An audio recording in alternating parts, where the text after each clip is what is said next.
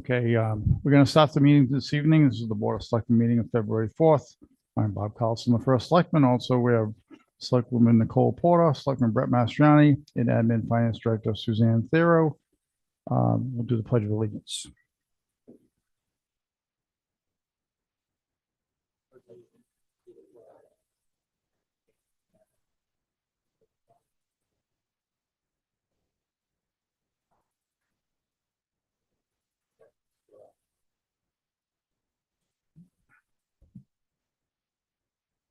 Public comments. Is there any public comment on a non-agenda item? It's something we're not covering tonight. Is there any public comment? Is it online? Raise your hand if you want to make a comment. If not, we'll have comment during our meeting.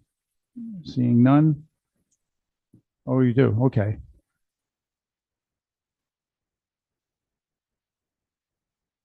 Hey Bob, it's Winona, Casada Hill Road. I had a quick question. I remember seeing a post on social media a couple weeks ago about the seat bus and whether or not North Stonington was going to remain on the seat bus route and if we needed to do something for the town. And I was just curious if that issue has been resolved or if they're taking our bus stops away. So it hasn't been totally resolved. I have met with the primary rider who rides daily to her job. I met her at her place of work, also at my office. We had a good conversation. I was able to get 6 more months of seat bus stops by putting it into our budget. It doesn't have to stay there, but it's in our budget as we speak. And that the seat, they agreed to go through July 1st by us just putting it in the budget for now. We did that. Preston did that. Legend and I think it was Bosra did not do that. Franklin rather did not do that. So we have bus stops coming from now until July 1st. We have to make a decision.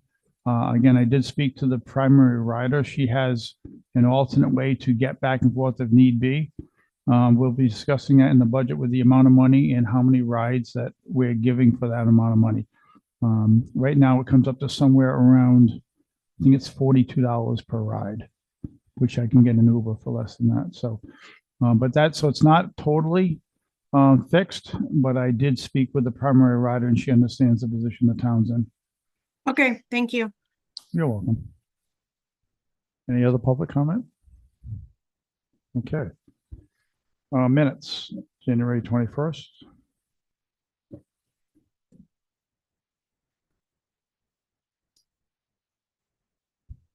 So I'll make a motion to approve the Town of North Stonington's Board of Selectmen meeting minutes held on January 21st, 2025 at 6:30 p.m. at the North Stonington Education Center and via Zoom as written. I'll second. Okay, thank you. Is there any other discussion? Hearing none, all those in favor of approving the minutes, say aye. Aye. Opposed? Cannot hear Nicole's microphone. Oh, It's that Nicole. She doesn't get close Nicole, enough. who's the other one? One of them does not work. Let's see if, Actually, two. let's try this again, Winona. Hold on. She's going to use the other mic. Winona, can you hear me now? Yes, perfect. Thank you. Okay. Okay, so we have a faulty mic. We should put a sticker on that one because the Board of Ed was using it the other day too. Why don't we just unplug it, Brett? Good idea. Thanks, Winona. We'll get that unplugged. That's why she's on the Board of Finance. Right. All right. Thank you, Winona. All right. Moving forward. Well, we already had the vote. We're good with the minutes. Selectmen comments. Are there any comments by either selectman this evening that is not on the agenda? Neither. Okay. First selectman comments. Same thing. I don't have a lot to talk about. We're going to have a lot to talk about over the next few months. I will say this. You notice on your desk there is a binder that the 4 of us have, and Jen's already completed the other 8 for the Board of Finance, which we'll give them tomorrow evening. What this binder is, if we look at it quickly, we start with the schedule of the budget. We have a version of the first draft of the budget, which is our budget now without any cuts made onto it. We have a copy of the 5-year capital plan as well as last year's budget so we can compare. And then everyone who asks to be on our budget, ask for money, the backup information is in here and it's by number. So the numbers in this packet go according to the way the budget's lined up. So you should have no trouble finding something. This is amazing. I think Um, Board of Finance in particular are going to find this very helpful. Actually, it was Suzanne's idea and Jen did all the work. So I just compiled. So what's nice Great is Finder partnership. too is it's big enough that we can put next year's in it also. So you'll have all this year's and next year as we're working on them. So, all right, that's Great. that. So we'll be talking more about that during the budget. Next, voting ordinance discussion. So this was discussed at some length at our last meeting. I'm going to give it some more time to be discussed this evening. And we'll probably vote to decide whether we want to send it to a town meeting or not. I will say this, I've been getting a lot of letters to read when we speak about this. And I have 4 tonight. I had 6 the last time. What I'd like to do, and I'll see if the other selectmen agree with me, I'd like to put a moratorium on letters. We do a meeting in person, but we also do it in hybrid. I don't mind getting a letter and making copies and put it in each of your files, but for me to read them constantly at a meeting when someone's not here. No, this is the second time this has happened. If you disagree, that's fine, but I'm thinking if I put it in the Board of Selectmen's file, I mean, you're in your folder, so when you get at the next meeting, if we get more letters, I'll put it in the packet you receive. But I don't know if when we're trying so hard to be transparent, we have a meeting in person and also hybrid, and it's a recorded meeting, whether I should be reading letters constantly. We'll do some tonight because we had not discussed this, but I'm wondering if we should put a moratorium on reading letters, at least on this subject, from both sides. I'm not trying to favor one side or the other. Or do you feel like we should just keep reading them as they come in? I think that I feel strongly that they should be read. Although we are hybrid, the time might not work for everybody, and I'm concerned about having somebody's view not made known to everybody.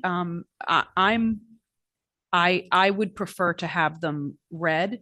So one of the letters we received tonight is actually the same letter that was from the last meeting in the same person. Oh, well, if it was already, Right. So if it 3 was of the already letters are- sent. 3 of the letters are from the same people that wrote letters the last time with similar topics. So I understand what you're saying. And maybe Okay, we well, can- maybe you can summarize them and say, hey, we received a letter against changing or whatever you might, but they're not quite as long as the last ones, but 3 of them are from the same people that couldn't attend last time that sent letters again.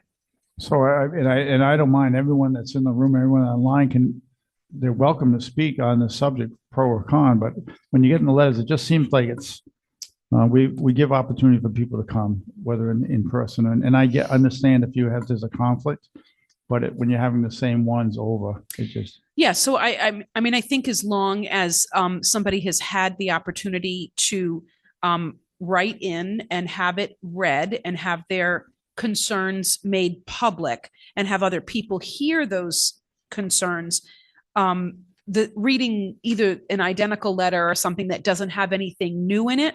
I see one here that I won't go into right now, but somebody has clearly been thinking about the changes since the last meeting and based on comments I from, understand. yeah, so that, I mean, I think that there's definitely And if you want to value. continue reading them, I don't mind doing it. It just takes time in the meeting. Yeah. And if it's just a repeat of a letter that's read because someone can't be here. Yeah, I'm not in favor of reading an identical letter. But if there's somebody that has taken the time to send something in, I do think it's important for everybody to hear that, because it may sway somebody one way or another. Especially, I know that, Brett really wanted them read so that when you respond, when you're hearing them, you can respond to concerns that were specifically brought up. I'm not in favor. I'm totally fine not rereading the So- same letter or something that does not have anything new in Got it. it. So Brett, since this is a topic that you're basically not a presentation per se, but you're going to speak on and lead the discussion this evening. How do you want it? Do you want to do the letters? Do you want to talk for us? So I think you should read the letters of public comment first. And then and so public read this comment and first, get and the then- public comment, and then you can speak, and then if there's more public comment there is on whatever you say. Sure. So why don't we do this? Brett, you have a letter from Jim Holdridge. Sure. Why don't you start with that? And I have one from Jim as yeah, well. you We all both have have the copies. same. But Oh, we he'll have do- the same yeah, ones. he'll do Okay, Jim, and why don't you do the other 3 because they're short? okay. Okay, perfect. Okay, Thank you. let's find Jim's. All right. And then I have a letter to read that someone named Bob Carlson Okay, wrote. this is from James Holdridge. Bob, I am unable to attend the selectmen's meeting due to a prior commitment. I've been thinking about the proposed voting changes since your last meeting. The more I reflect on it, the more I believe that this bypass of the election process is not in the best interest of the voters or the committees that they are elected, or they are to be elected to. I don't think it's even legal for the chairman of two major parties to be the only ones that have a say in the makeup of the school committee members. Having the names on the ballot of only the party selected candidates without a choice for the voters to vote on is disingenuous to the voting process, unless they are the only people that have come forward to run for that position. Not only are we excluding any third-party candidates from becoming members of the board without the approval of two parties, unless they petition to be on the ballot, which is discriminatory to those potential candidates because of the extra steps they have to undertake, unlike the endorsed candidates. This whole process of having the two major party chairmen be the gatekeeper of our election process, in my opinion, is wrong and should be banned from the election process. What would happen if the process was expanded to all elected positions and we didn't have to have elections at all?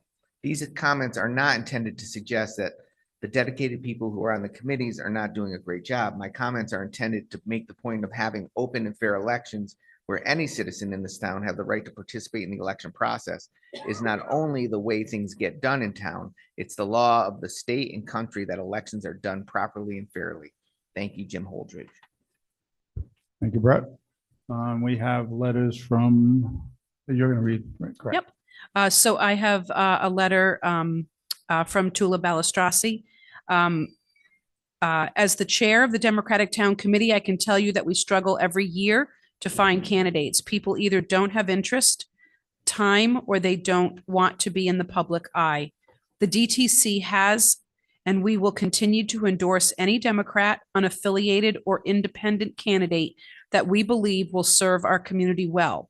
The current process works. The only flaw is finding enough people to serve.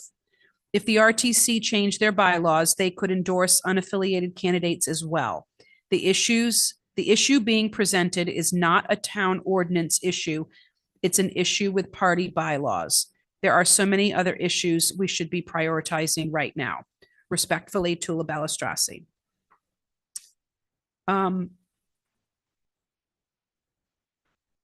So this is from Jamie Towell Wexel. So I think this is where you're getting into. Jamie is really just wanting us. Hi, Bob. Again, I will not be able to attend the meeting tonight. Could you please read my statement again? Thanks for all you do, Jamie. I mean,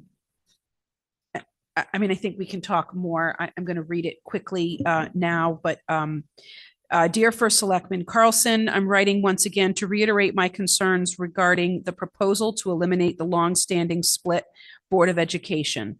While this change may seem innocuous at first, it raises serious questions about how we prevent left or right-leaning unaffiliated candidates from shifting the board in one direction or the other. The current structure ensures a balanced and collaborative approach to decision-making, which has been instrumental in our success as a board. I also want to address the claim that maintaining a split board amounts to voter suppression. This is simply not the case. The process does not remove anyone's voice. It merely ensures that two candidates are selected from a pool of 4, maintaining the bipartisan integrity that has served our community well. Unaffiliated candidates still have the opportunity to run on the ballot and be elected by a majority vote. As a member of the Democratic Town Committee, I can confidently say that we always welcome participation and strive to put forward the best candidates for the Board of Education. Anyone who wishes to get involved has the opportunity to do so. Our goal should remain focused on preserving a fair, functional, nonpartisan approach to education governance. Thank you for your time and consideration. And this is from Bill Ricker. Bob, Marianne and I have a prior commitment at our church tonight. We're unable to attend. Please share the following. We support balanced boards and commissions as near equal representation makes for a healthier community. It has been working for us the 2 decades of our civic involvement, and no evidence has been presented to change. We fear any party holding exclusive reins of power negates the checks and balances our country is founded upon. Bill and Mary Ann Ricker. Thank you.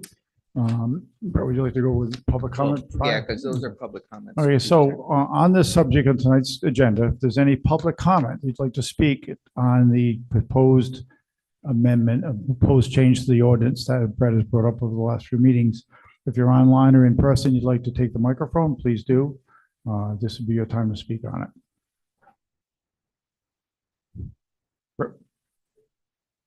Mr. Woodward, Lisa? Okay. That one doesn't work. Yeah, but kind of keep it near your mouth. That one's one of the stressed microphones too. Okay. Lisa Manzella, Casatico Road. I believe very strongly that voters should be able to cast one vote for each seat. I realize this ordinance at this time is applying to the Board of Education. I personally think that it should be across the entire ballot. For example, with the registrars, there's a Democrat and a Republican on the registrars. There's 2 seats, but we're only allowed to cast one vote. Personally, I support both Emily and Connie, and I would have liked to have shown my support for both of them rather than choose which one. For me, a vote for a candidate is I have confidence in what you bring to the table, and my voice is my vote, and I'm going to support you. I realize that both Republicans and Democrats, the town committees,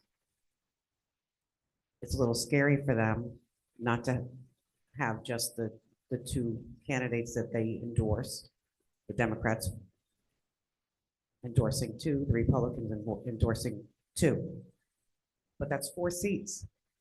And I only have 2 votes for those 4 seats. I want to be able to support 4 people. And if one may be an unaffiliated, it's up to me, to a voter, to listen to where that unaffiliated or third-party voter stands on their views. It's up to me to make an educated decision on who I'd like to vote for. And it's up for those candidates to share their positions on important topics regarding the board. I have heard that, some people would maybe like to see data. Well, I did look into Preston.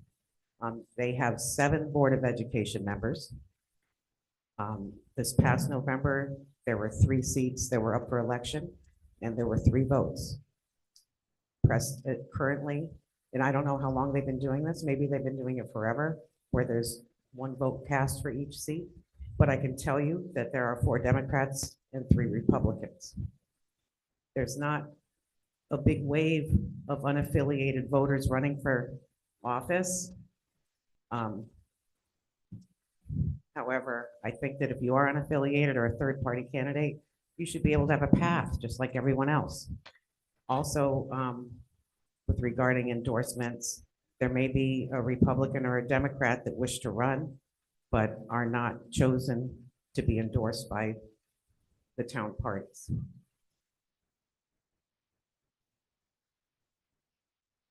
Unaffiliated candidates, they're not really wild cards. Some may lean one way or the other, or maybe just set right in the middle to where it may be easier to find common ground within a board. I don't think there's a danger of splitting the board or it becoming unbalanced if you simply give voters a choice to vote for the Democrats, Republicans, or an unaffiliated. And let's face it, there's not a ton of people willing to run for these positions on the major boards. But if you are willing to run, if you're willing to put yourself out there, don't they deserve a path? Don't they deserve a chance to win an election? And don't the voters deserve the choice? I mean, as it is up to the voter. Yeah, I mean, I'm an unaffiliated person. I do not seek out to vote for an unaffiliated candidate. I need to know what the position is. I need to know what the position of the Democrat is that I'm voting for, what the Republican is that I'm voting for, and any other candidate. That's up to me. You know, I don't need to have the town committees decide, you know, and it's pretty much an appointment. It's not really fair, you know, to the voter, because we should be casting one vote per seat. And it's not fair to the candidate running to put himself out there. It's a deterrent.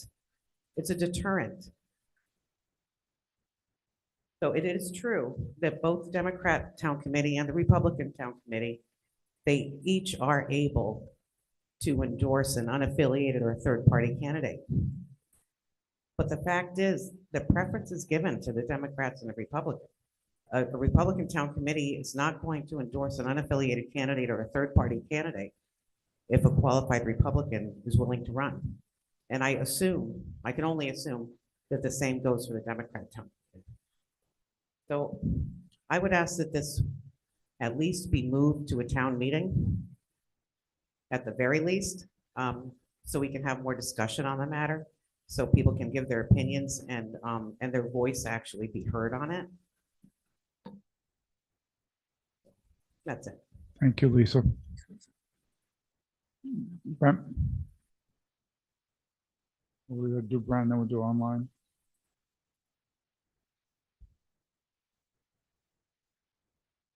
Hold on.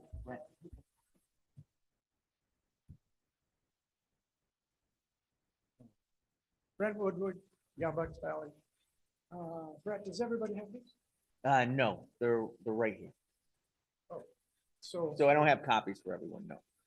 it'd be sort of unfair for me to ask questions regarding these two without everybody, the benefit of everybody else. So Looking I at these pieces of paper, how are they gonna know? you can always ask questions after I present, because there are two. So there's one for Board of Finance and for Board of Okay. Education. You just said one. This change was only gonna affect one board. It's really two. Two. What are Two that? boards, correct. They're separate though. Okay, yes, but two boards. There's two ordinances. Yeah. That surprised me. So I'm going to look, first at Board of Education. In the very first line, you talk to. Excuse me, we're unable to hear the gentleman at the microphone. Better? Oh, I'm being told all the time. we're getting closer, closer. It's been a lot of years. Okay. The proposed changes for the Board of Education in the first line makes reference to 9-240B. In my research over the last couple of weeks, based on the meeting that we had 2 weeks ago, I never came across that. Could somebody quickly tell me what that is? Tell everybody what that is. So I did read that at the last meeting. Oh, you did? Yeah. And it does what? So In summary, in brief. in summary, it allows you to vote for all, it allows you to vote for the amount of spots available. Okay. Is that a state? That's a state statute. Board of Education. And I'm assuming that the last sentence addresses the unaffiliated and the independents. Is that a fair statement? It really The addresses, next highest ranking candidates. yeah, it represents minority representation. No. The next highest ranking candidates, not from such political party, therefore not a Republican, not a Democrat, shall be elected up to the number of places to be filled in the election. Please move closer to the mic. I'm sorry to be a pain in the rear end, but the people online can't hear. Just kind of lean in. Is it red? It's red. Oh, okay. So my question is, the last line in the ordinance Is it addressing I's and U's? Is it fair to say Ultimately- that? It is ultimately, yes. That was the ordinance, the change, proposed change for education. This one is for the Board of Finance. Yeah. The paragraphs I thought would be word for word, but they're glaringly different. And I don't have enough time and I'm not clever enough to be able to look at them both, analyze them both and understand why that is, but they're different. Yeah. And there probably are good reasons There that are. we're going to hear in your discussion coming up. Well, I can answer that quickly. Well, but you don't have to, because I don't want to disrupt your presentation. No, it's really easy. The Board of Ed one references a state statute. It's an alternative voting method for the Board of Education, which is a state statute. The Board of Finance one, just, the only difference is it just doesn't reference that state statute, because there isn't one for the Board of Finance on that level. In the But other, there is. There's a special action. The October correct, 1955 is a state issued law for the applicable to the Correct. Board of Finance. just for North Stonington, yes. Yes, just for North Stonington, which is why it's an SA and not a PA or whatever else. God, this is muck and mire. This is an awful thing to try to figure out, and this is my point, that when you start looking into this, you're going to find out, maybe you won't, because I think it's impossible to find out. The SA 1955 law that affects the Board of Finance is so deeply buried in bureaucracy that if I hadn't been given it, I never would have found it. And when I did have it in my hand, and I thought it would behoove me to get into the state documentation, the statutes, it took a bit of research to find it, and I had it in my hand. And I discovered it was on page 207 of 870 pages of Connecticut State Library gibberish. Didn't use that word. Important information. Good luck finding that one, folks. But I'm sure Brett's going to tell you about that. Anyway, Bob, I thought I heard you say in your opening remarks, thought I heard the word referendum. Not for me. Oh, did anybody say that? No. Town meeting. Town Town meeting. meeting. And sorry about that. Guess I was hoping you said. So this, Oh, maybe I was hoping you said referendum. so here's the thing is we are a timeline. So if this is going to affect the November of this year's election, Antoinette, the town clerk, has to have all this completed by May 1st. When you have for a town meeting and a referendum, it takes time. And we also have a budget, a referendum come up in early May. And it comes up in early May after May 1st, which is when Antoinette needs the information. So either we put this to bed prior to May 1st, or it moves to another time.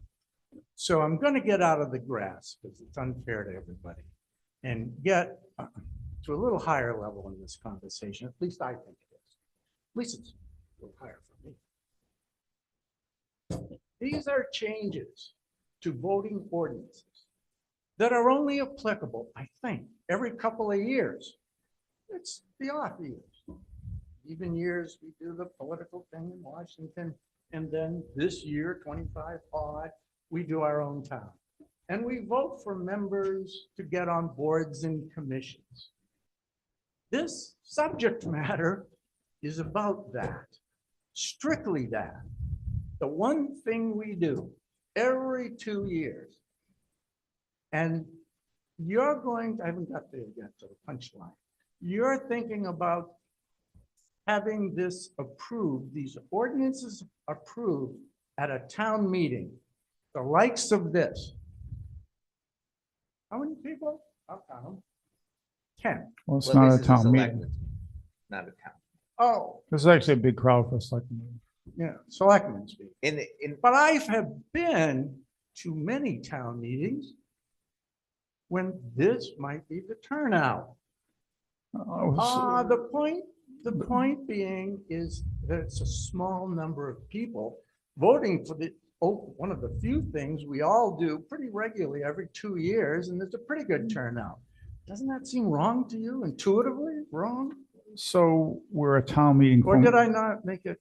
We are a town meeting form of government. Yeah, I know it's not understand. the same as it used to be when, both parents were working, they're running around, and it's not the same. And we do also do hybrid. So we don't get the kind of turnout that we might have had in the 1960s, 70s, or 80s when the 200 people showed up at a town meeting. It's not the same, Brett. I understand that, but still our form of government. So could it go to referendum? It could go to a referendum, but it can't go to referendum between now and May 1st. We don't have enough time. So if it goes to another year, it could go to a referendum. And I will say that every ordinance change we have made within the past 15 years have been at town meetings. When we made the ordinance change for the first selectman spot to not drop down to the selectman spot, that was at the town meeting. I think you were there.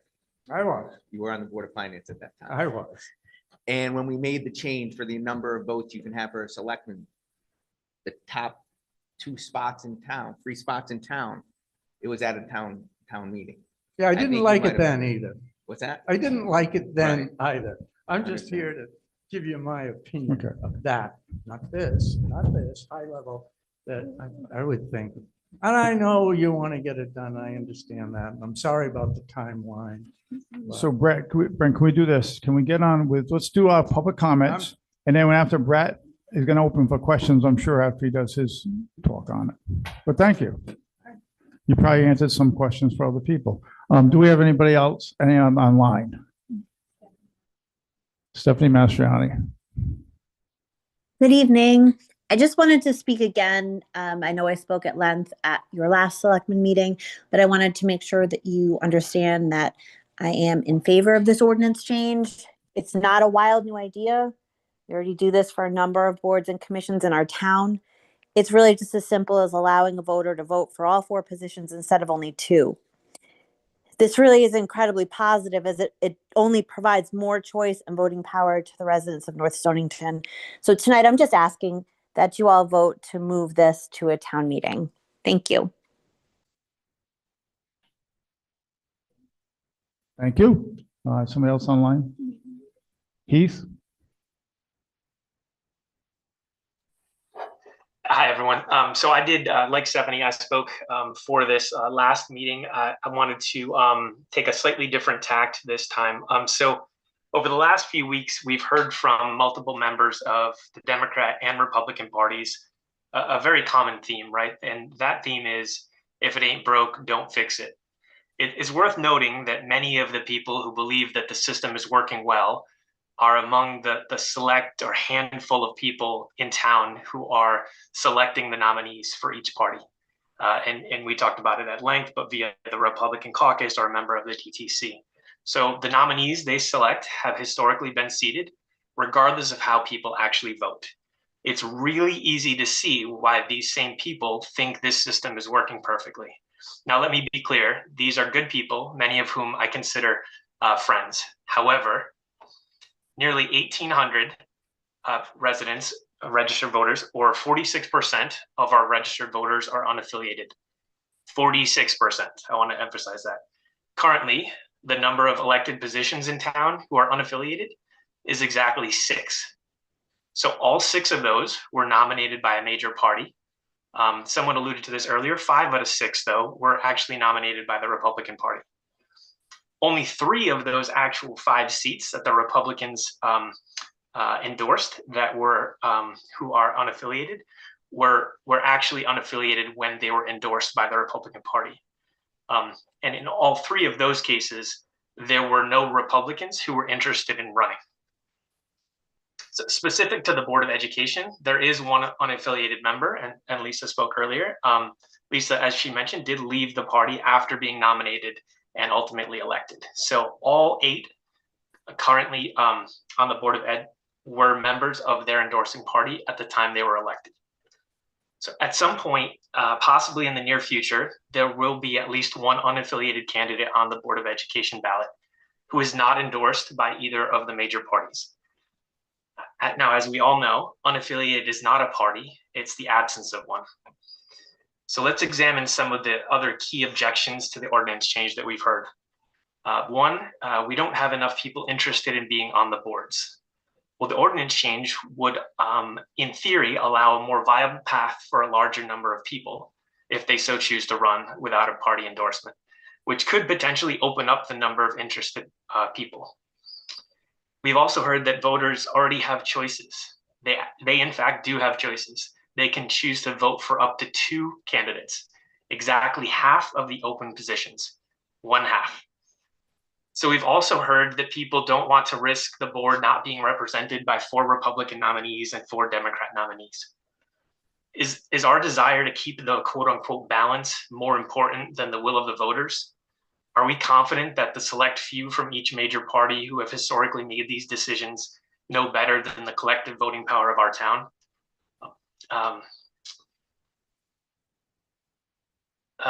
One of the more ironic arguments we've heard is that people want to keep politics out of the Board of Education while maintaining the camaraderie among the members. We've heard another concern that a large majority of both Democrat and Republican voters might vote for this unaffiliated candidate. In reality, many people will continue to vote party line, which is well within their rights. Isn't that the beauty of our democracy? We've also heard that the timing isn't right. We heard the same argument last time this came up. To this, I ask, when is the right time to give voters more choices to elect the candidates they want? At the crux of this ordinance change is more voter choice, and I stress the word more here. In November, if one candidate appears on the ballot and is not endorsed by either major party, giving us 5 or potentially more options on the ballot for 4 open seats, I'd like you all to ask yourself this. Under the current ordinance, where voters can only vote for 2 out of the 4 open seats, if the 2 Democrats and the 2 Republican nominees win, as they always have in the past, could you be sure that the full will of our voters was represented? If you believe that more voter choice is important, I'd love to see this pushed to a town meeting. Thank you. And as Lisa said recently, one last thing is let's be more inclusive rather than less than exclusive.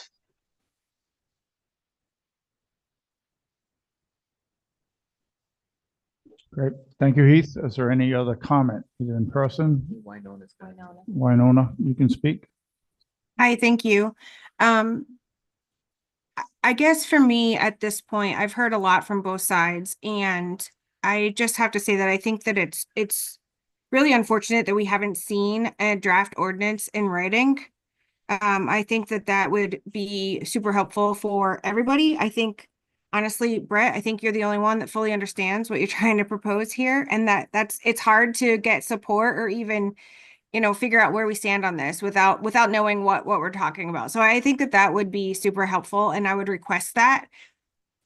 If it messes up the timing, I don't know what to say about that, but I feel like the people need to see that before even the Board of Selectmen vote to send it to a town meeting, but that's just my opinion.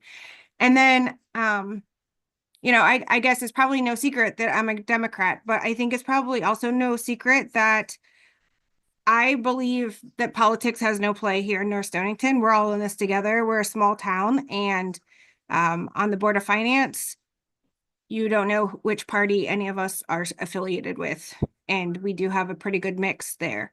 I hope that it stays that way. I feel like social media in the last couple of weeks when this topic has come up I've really started to see a division, and that worries me some, and it makes me a little sad because I think that as a town, we're better than that.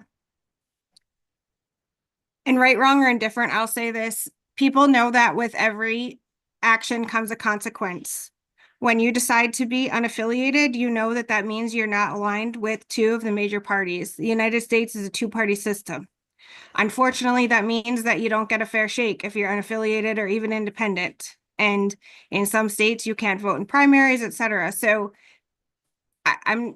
we do endorse unaffiliated folks on the Democratic Town Committee, and we don't worry about party. We worry about who is the most qualified for the position.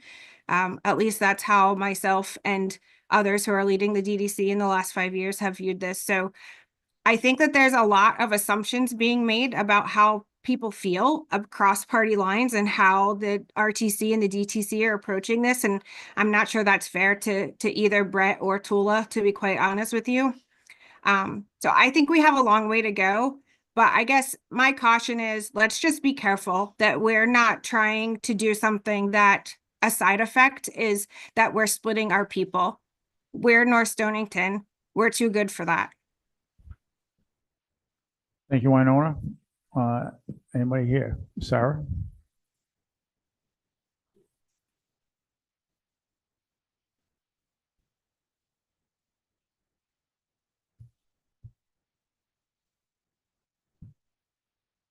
Sarah Nelson,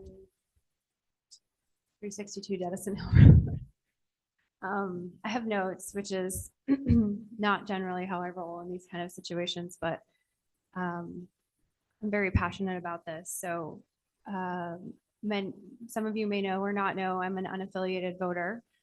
I was endorsed by the Democratic Town Committee for the Board of Finance. So I sit on the Board of Finance.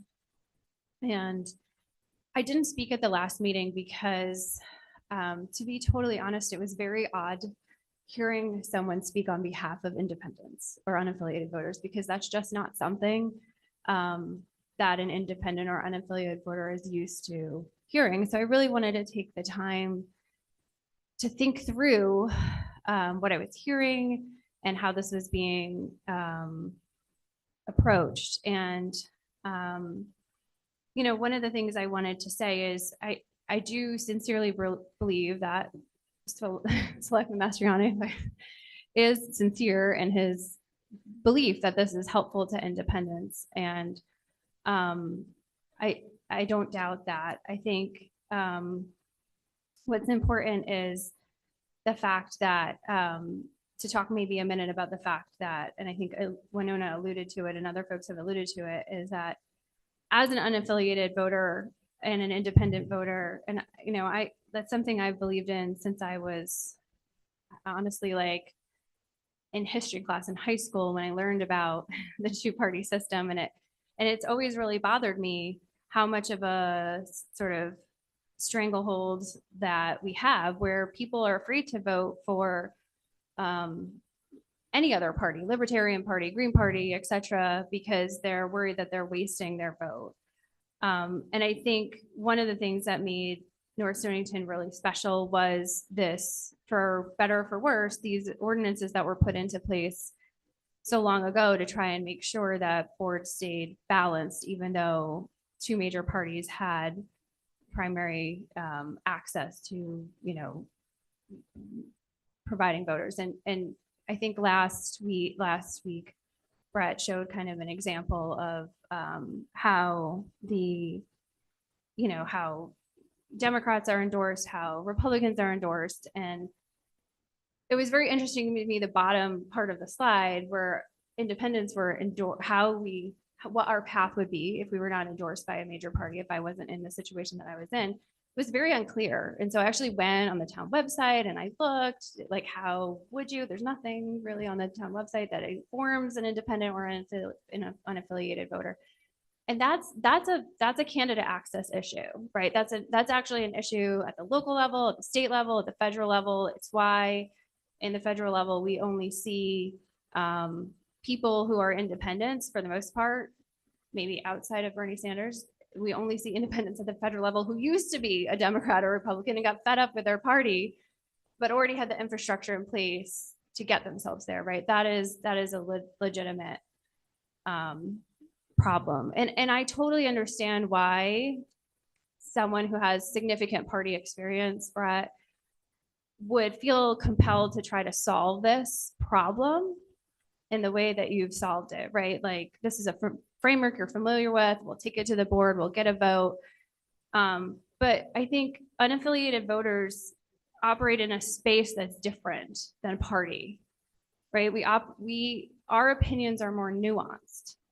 I don't necessarily agree with the two independent voters that spoke tonight, and that's very reflective of unaffiliated people. I think Judy had some stats at the last meeting. I think the actual people that checked the box to be an independent party are like 60. and I forget what the number was, but it's like 1,700 people are actually unaffiliated. Just the fact that we don't check the box to say we're affiliated, that's like part of our identity. That is part of it. And when you talk to unaffiliated voters, it's a much more nuanced conversation. We really have different values. We don't want to be beholden to a particular party. We want to vote our conscience. We want to be able to reflect our values if we're sitting on a board. We don't want to necessarily subscribe to a set of ideals. And we don't have a centralized party structure. We're not, when I walk into the ballot and I look at the ballot and all the times that I voted, I haven't said, oh, where are my independents, right? Like, I always love to see that independents are on the ballot, but that's not an expectation of mine. I think my biggest concern with this is that the term disenfranchisement was raised. First of all, disenfranchisement really refers to somebody's vote not counting. It's not about access to the ballot. Access to the ballot is absolutely a problem. But I understand the sentiment there was that, you know, we want to, you know, are we not giving the large part of the North Stonington community access to vote for people that they want to vote with? We're not a party. We're not a party. We're not a monolith. We don't vote the same. We don't have the same necessarily opinions that everyone else does. So I think we need to be really careful in how we characterize that 48, thanks Heath, % of the population, because we don't all agree. And we don't all have the same ideal set. If you ask somebody on one party or the other, something like obvious, like, are you socially liberal, or are you conservative, fiscally conservative, you're going to see a large percentage of that particular party say yes, right? But it's not the same, right? It's very much not the same. And that's why you see so many people sort of moving to unaffiliated, moving to independent, because we want that middle ground that gives us all that flexibility. So my biggest concern is that I hear what people are saying, that this could open up more voting opportunity and more opportunity for independents to run. I would propose that there's also an equally realistic scenario where it could hurt independents. We have the Democratic Town Committee would know who endorses. I understand the Republican Town Committee's bylaws. They don't necessarily. Okay, so you do endorse independence. It doesn't impact your bylaws. So it does. So that was one public comment that I was going to address. Okay. Yeah. All right. So my biggest concern is that we in a town that in municipal governments has primarily in the past shown a preference towards Republican, and it could happen on the flip side. So whatever party is the preference of the moment, right? Like 20 years from now or 10 years from now, it could not be Republican, it could be Democrat, right?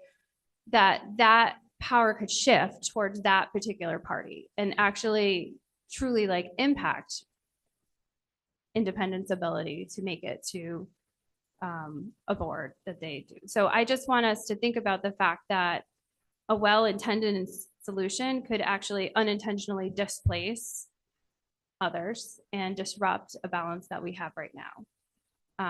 So that's sort of my position, is I think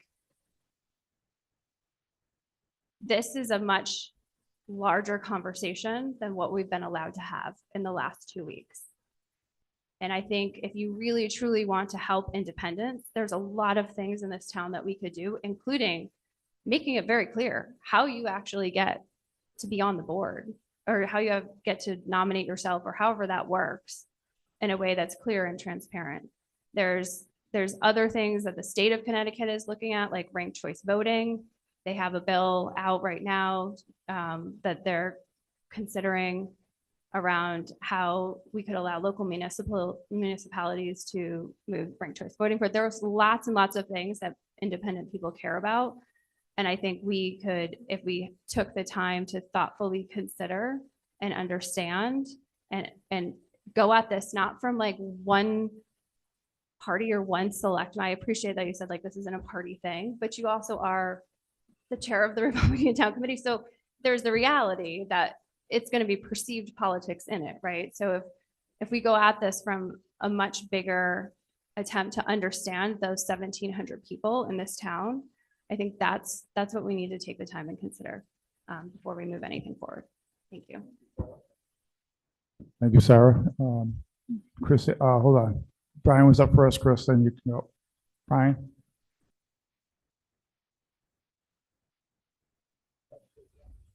Sure. It might work better.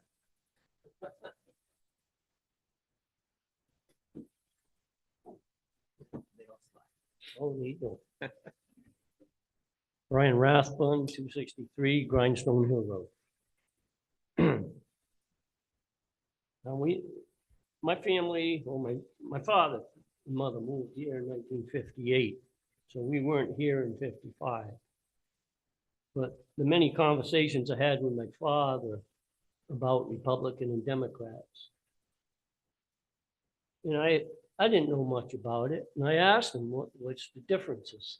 Like, what does a Republican stand for? And my father had an explanation for it. He told me a Republican, mostly conservative. He'd be kind of tight with his money. And so I said, well, it kind of defines me. So I said, well, what about Democrats? And he says, well, they're all right. And I says, what do you mean by that? And he says to me, he says, well, they have a lot of great ideas. And I said, so how come you're not a Democrat? He says, well, they have a lot of great ideas, but they don't have the money. They just spend the money. And I says, well, I don't care much for that. Now, whether my father was right or wrong, he was my father and I trusted him. So I says, well, suppose a person isn't a Democrat or Republican. He says, well, most of them are, mostly the people in our time in North Stonington, which was about 2,500 people in town at the time. Now we got about 5,000. So he says, there's independents. And I says, well, what's an independent believe? And this is my father's words. He says, well, they don't really believe the Republican way and they really don't believe the Democrat way. They're kind of in the middle. And I said, so if somebody's running as an independent, what do I do? And he said, well, you're going to have to go to that person and talk to them. Because 90% of the time when you talk to an independent, they will lean toward one way or the other. They'll either lean toward Republican or they'll lean toward Democrat. And you can make a decision from there. And I said, so I can vote for a Democrat, I can vote for an independent, or I can vote for a Republican. He says, that's right. So you make sure you vote Republican. I said, well, I'm not going to hold that all the time, Dad. So that was the end of that conversation. But there is a way for independents to get on the boards. And I think one thing I've noticed that I feel that we've lost in our town is I remember the days when we'd have an election coming up and it was like, wow, you got to talk to everybody. I've been accused of talking to everybody. I talked to Democrats, I talked to Republicans, I talked to unaffiliated. I just talk to them just so they'll know where I stand. And I think that's the important thing. I'm not a big fan, I'll tell you right now, of changing any ordinances. I've seen some ordinances that I'm going to check into that I don't, they've been changed, but I will check into them. And I'll bring them up at another time. So I'm going to urge a Board of Selectmen, because it's so controversial, like I've heard it said already. I think elections are coming quick. I don't think this is a subject we should push through to a vote for the whole town, because the elections are coming up are important. And there is a way for independents to be on a voters, on the vote. So I'm going to urge you not to send it to the town meeting at this time. Thank you. Thank you, Brian.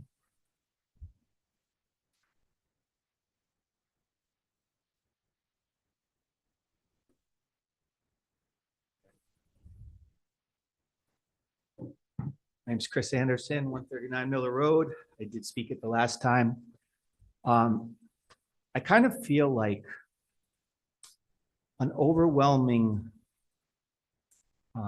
topic that's come up is lack of participation, right? We don't have enough people on the Democrat side to run for office. We don't have enough people on the Republican side to run for office. And then we have 46% of the population that's unaffiliated or independent that could fill these positions. But the Democrats, I know, have a process for endorsing an unaffiliated or undecided independent person. I walked into this meeting tonight thinking that the Republican Party did not have that kind of ability, but apparently we did.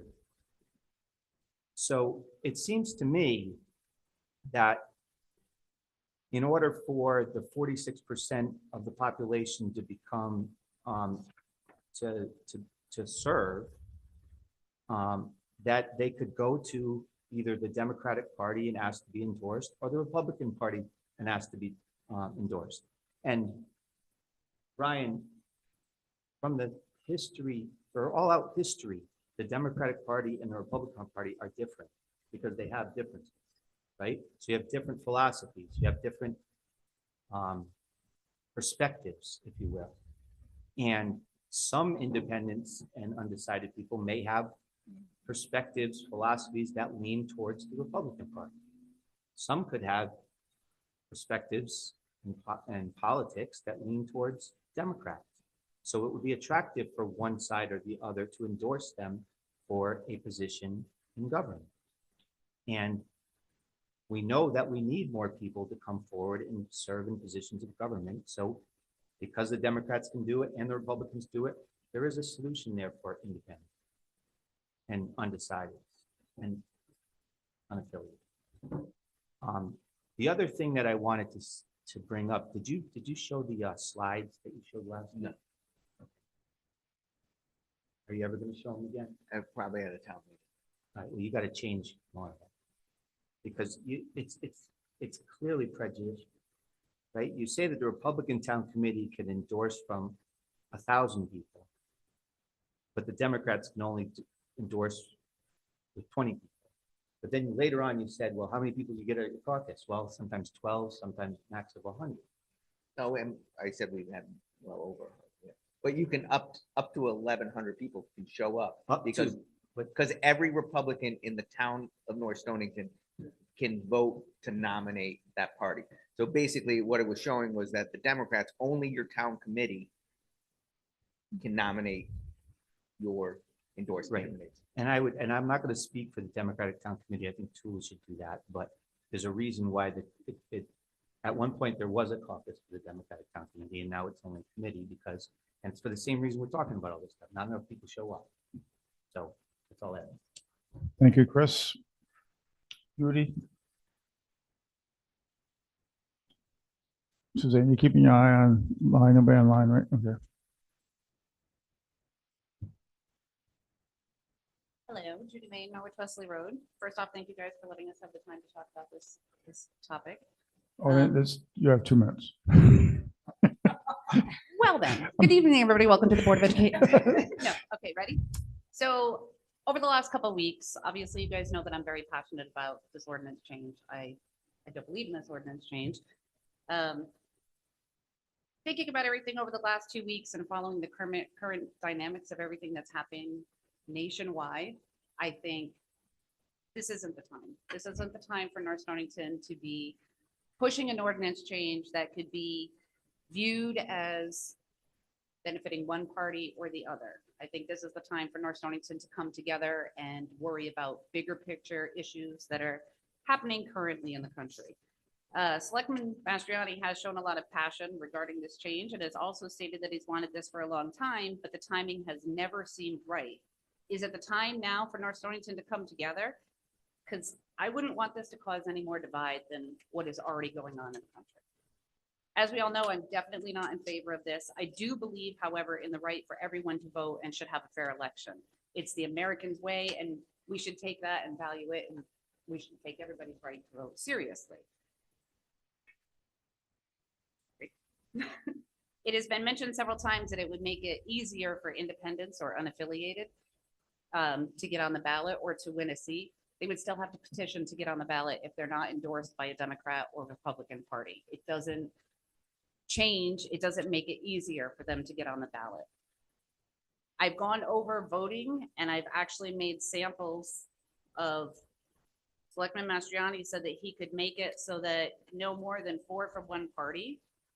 And going over that, we could end up with very one-sided boards. This year, for instance, if we have 2 Democrats and 2 Republican seats that are open, depending how people vote, which I have broken down, you could end up with 4 Democrats, 2 Republicans, 2 independent. You could end up with 4 Republicans, 2 unaffiliated, 2 Democrats. And then in 2027, it can change again. You can end up with a 4-3-1 board. You can have 4 from one side, 3 unaffiliated or independents, and 1 from the other side. And I don't think that's fair to the board. I don't think that's fair to the school. I don't think it's fair to our children to have a one-sided opinion. I think the way that we have it now keeps it even and we have a very well-balanced board together. Yes, we do have 4 Democrat seats, 4 Republican seats. Lisa changed after she won. But we come to a common consensus. We don't push one side's agenda or the other side's agenda. We talk, we communicate, and we figure out a happy medium. As of right now, this is something so minimal in the big scheme of what is happening in the United States. There are so many things to worry about. This seems trivial. And I don't think now is the time to have folks worrying about whether their voice is going to be heard on the Board of Education seat when everything is working perfectly fine as it is. If you want to take your time with this, I understand that. It's not something we should push, we should rush. There's too many bigger things going on that people are focused on. Thank you. Thank you, Judy. Anybody else online? Anybody else in? Brian Burdick. Brian? All right, thank you.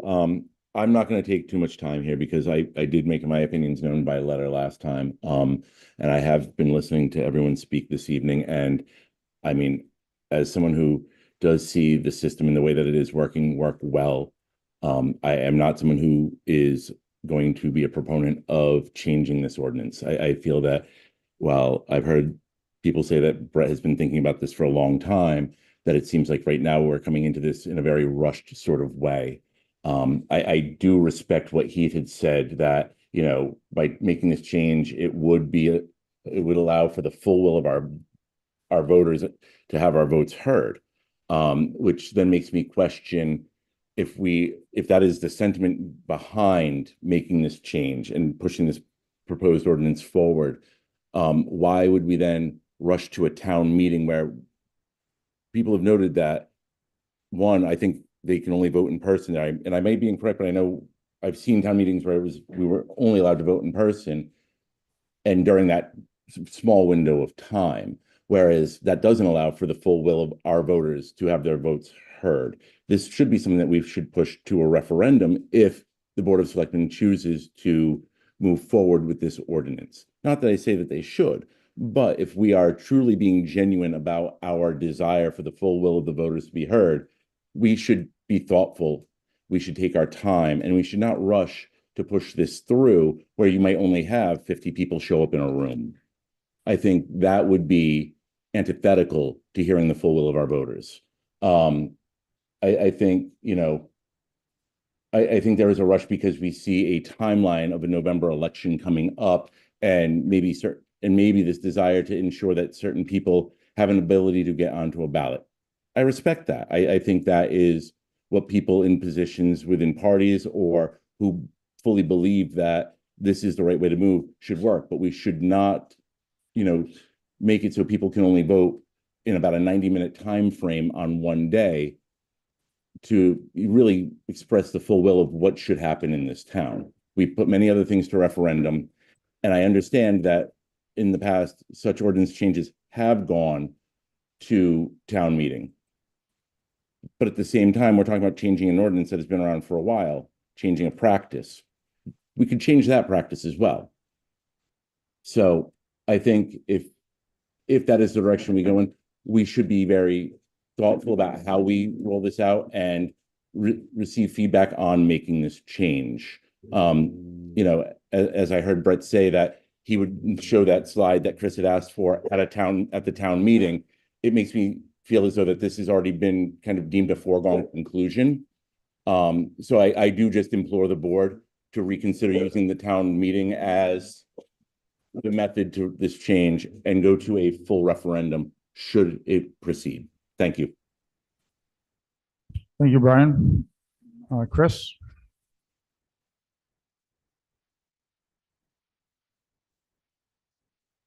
What other town can I call everybody by first name when they come up and talk? Chris Nelson, Dennison Hill Road. I probably should have tried to go before Brian, so I don't sound like I'm saying the same thing, but I'm personally not in favor of this change, but that being said, I understand the controversy and passion and opinions on both sides. And so I would agree with what Brian and a few others said, that it is truly about the will of the voters, then the will of the voters would be a town referendum, not the will of what will probably be 20 people in a town meeting.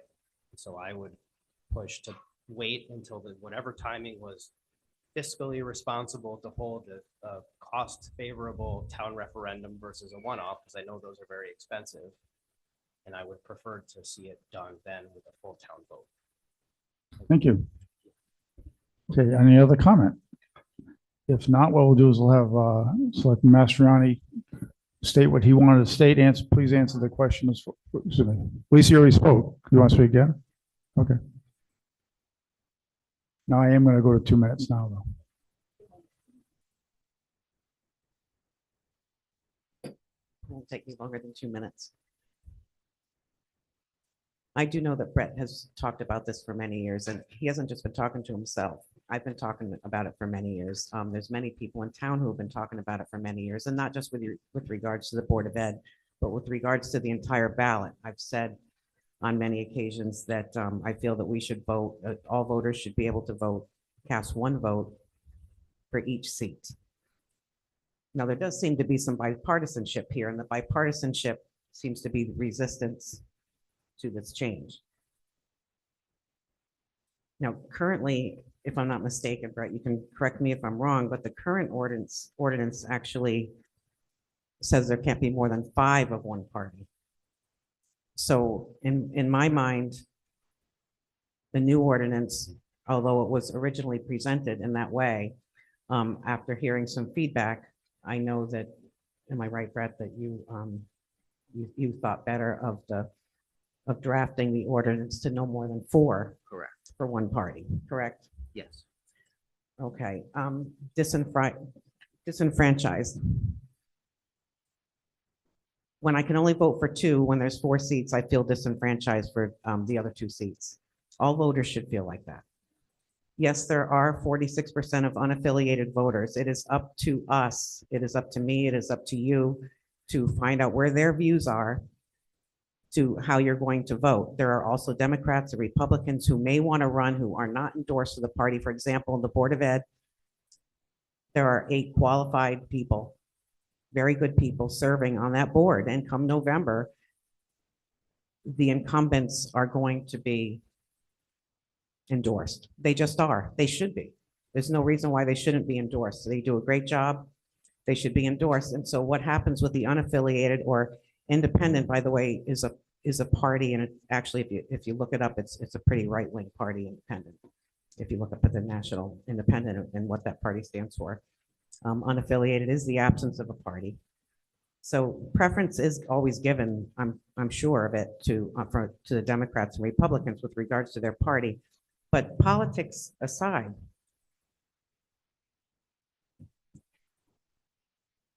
how many people actually vote for our municipal elections? What percentage of voters actually vote? 20%? Maybe 20% of the voters? So the decisions are not made who serves by every voter in town. The whole town does not decide who serves on these boards. They're decided by the people who show up. And I think that allowing us to vote for the 4 seats could encourage more people to get involved and encourage more people to run. If an unaffiliated person such as myself would want to run in November, there is no endorsement for me. And if this ordinance changed to where there can be 4 votes, I may be able to earn some votes. But the endorsed candidates still would have a very strong advantage over anyone else who runs who's not endorsed. Because let's face it, if 20% of the voters show up, how many percent pay attention, to who's who? Who knows? I think a lot of the townspeople who come out to vote they wouldn't recognize us on the street. They're just not involved. Maybe they're happy with what's going on, a little indifferent, or whatever. And then, there's those that show up to vote. But I don't know. I just feel that that the ordinance change would give an actual path, even though the endorsed candidates would still have a strong advantage. The unaffiliated or third-party candidate who would like to run, or Republican or Democrat that's not endorsed, would be given a path. And I think that's only fair. If you're going to get involved, if you really want to see people involved. And all that being said, I'm not sure how I feel about it going to a referendum. I think that may be a better thing to do. However, I think that if this is moved to a town meeting, it could then be moved to a referendum from there, if that's what the feelings in the room are that night. But we are a town meeting form of government, so that's it. Thank you. If there's no other comments, I'd like to move forward. Selectman Mastriani with your presentation. First, I just would like to address some of the comments.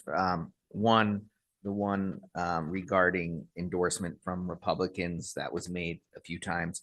That was, so the RTC does endorse unaffiliated or independents or Democrats for that matter. We don't have a policy against that.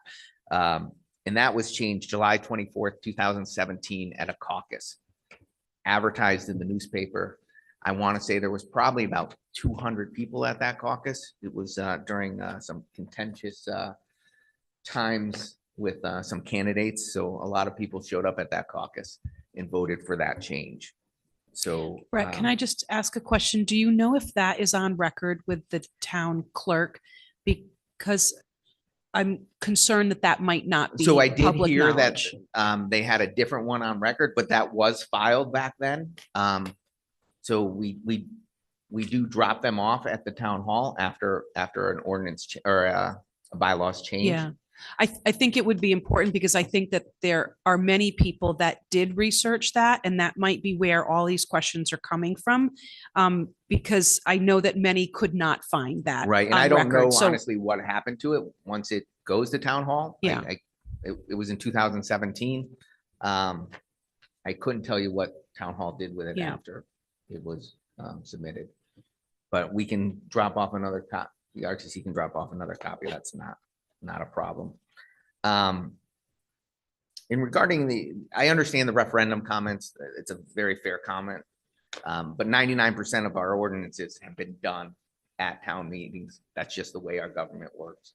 And we've had, I think at the one that the drop down was happened, that filled almost the gymatorium at the school back then. So I need to clarify a few things because and I did it at the last meeting. We keep saying that these are balanced, that well, there's two. I'll speak on the Board of Ed one first, that it's a balanced board. It is not a balanced board, not by state statute, not by town ordinance. So for instance, this year, this election cycle, there could end up being, without any change to this ordinance, there could be 5 members from one party elected compared to 3 members. So it could be a majority of one party without any changes right now. Unless the Democrats decide they will publicly state that they're not going to endorse a Democrat to run for the vacant seat, but we don't have an ordinance that makes it a balanced board. That's a fallacy, and we keep talking about it, but it's not the reality. So if we want that to be, it's actually in this ordinance. And this is an interesting year because on both the Board of Ed and the Board of Finance level, there will be a separate election on the ballot for the for the vacancies. So right now for the Board of Finance, let's say every member that is currently seated that wanted to run for re-election most likely won't get an endorsement from the party that endorsed them the first time, because we're not allowed to, because some of them were elected due to a vacancy. So right now you're kicking out valued members of a board because of a 1955. I keep switching between statute and ordinance. So that one is a statute that was done. So I did reach out. I mentioned it at the last meeting to Representative Howard, who did research on that and said that in order for that to change, we'd have to do an ordinance because we are a town, we run by state statute because we aren't a chartered town. So we can do it. The other way would be to get them to pass a law to change that on the state level. And that's most likely not going to happen. But I want to be clear before I dive into this, we are not a balanced board on the Board of Education. We keep throwing that around. So this year, without any changes, without people being able to vote for the people they think should be seated, it could end up 5-3. And to Judy's point, right now, it could be skewed. So I think to the point earlier, yeah, it takes a lot to dive into all these things. There's conflicting things all the time. Brent's always great at his research over the years, especially when he's on the Board of Finance. But these are the things that you dive into. And that's why I've talked about it for years. And I brought up the last time, I've stood up outside for almost 18 election cycles. And I've heard it all the time with people coming, what? We don't actually vote for those people. Everyone elected, everyone on the ballot automatically gets on. People don't understand that half the time. And maybe we need to do a better job explaining that. But it's something we need to do. Regarding, I want to make a decision based on beliefs, based on where people stand. We heard that tonight, right? Without any changes to how we vote, we never hear where people stand. We never hear where Board of Finance members or sometimes Board of Finance members during to fill a vacancy will hear that, but we never hear Board of Ed members talk about where they stand because it's never a discussion. You don't have to campaign. You don't have to do anything. Once you get on from your party, you're basically elected. We never hear from those people in the community. We don't. And why should an unaffiliated be beholden to a party for their endorsement? We're saying you don't want to check a box because you don't want to commit to a party, but you want to have to go to them for an endorsement to be on a main line. I'm not saying that. I'm just saying in general, I'm looking across, I'm trying to look across the audience as I talk. And one thing regarding the lack of participation, I can tell you as 18 years on the RTC, we've never once not had somebody interested in the Board of Education seat. Not once. We've had multiples interested, but not once did we not have anybody interested in that seat. And that is one downside of people from other parties trying to get, for say, a Republican endorsement. You have to have someone not qualified to run as a Republican, and you have to get 60 or 70% of the votes over a Republican to be nominated, because we are a two-party system. So in this ordinance, I'll start with the Board of Finance one. That seems nobody's really talking about that one. So I'll read you the proposed ordinance change for Board of Finance. And a lot of this is a discussion amongst the Board of Selectmen before someone might make a motion to send it to a town meeting. That I'm opening this up for discussion because it is a discussion. It's about what the people want. So if we need to change things, it's open for discussion. That's why I even changed stuff based on the initial talk. But this is proposed ordinance change for the Board of Finance. At any election of members of the North Stonington Board of Finance, any elector of the town of North Stonington may vote for the number of such members to be elected, and the persons receiving the greatest number of votes shall be elected, except when that number of the members of any one political party who would be elected without regard to section CGS 9167A exceeds the maximum number as determined by said section. Then only the candidates of such political party with the highest number of votes up to the limit of the maximum shall be elected. The next highest ranking candidates not from such political party shall be elected up to the number of places to be filled in such election. And then it goes on to say, nomination by political party. Each political party shall have the right to nominate as many persons as there are vacancies on the board, and those names shall be placed upon the ballot. So basically, Connecticut State Statute 9-167A talks about minority representation, which the Board of Finance is a minority representation board. So this allows us to vote for all the candidates up for election. The old state law basically says if there's, for the same term, you only can nominate one person. So that means there's 2 spots available. The Democrats can only nominate one. The Republicans only nominate one. Whether it's unaffiliated, they choose to endorse or not, they can only nominate one. And you can only vote for one. So the residents can only vote for one person for 2 spots, except when there is a vacancy, which is a separate line. So this basically makes everything equal. It makes you run, it makes the public be able to vote for the total number of seats. And it takes away that weird caveat that if it's to fill a vacancy, that's a separate election, because you still get to vote on that too. So you get to vote for every seat that's available. Any questions on that one from you guys? Or do you want me to go to the next one and then we discuss both? Go ahead. For me, go ahead and finish and then Okay. whatever Bob would. All right. The next one is the Board of Education one.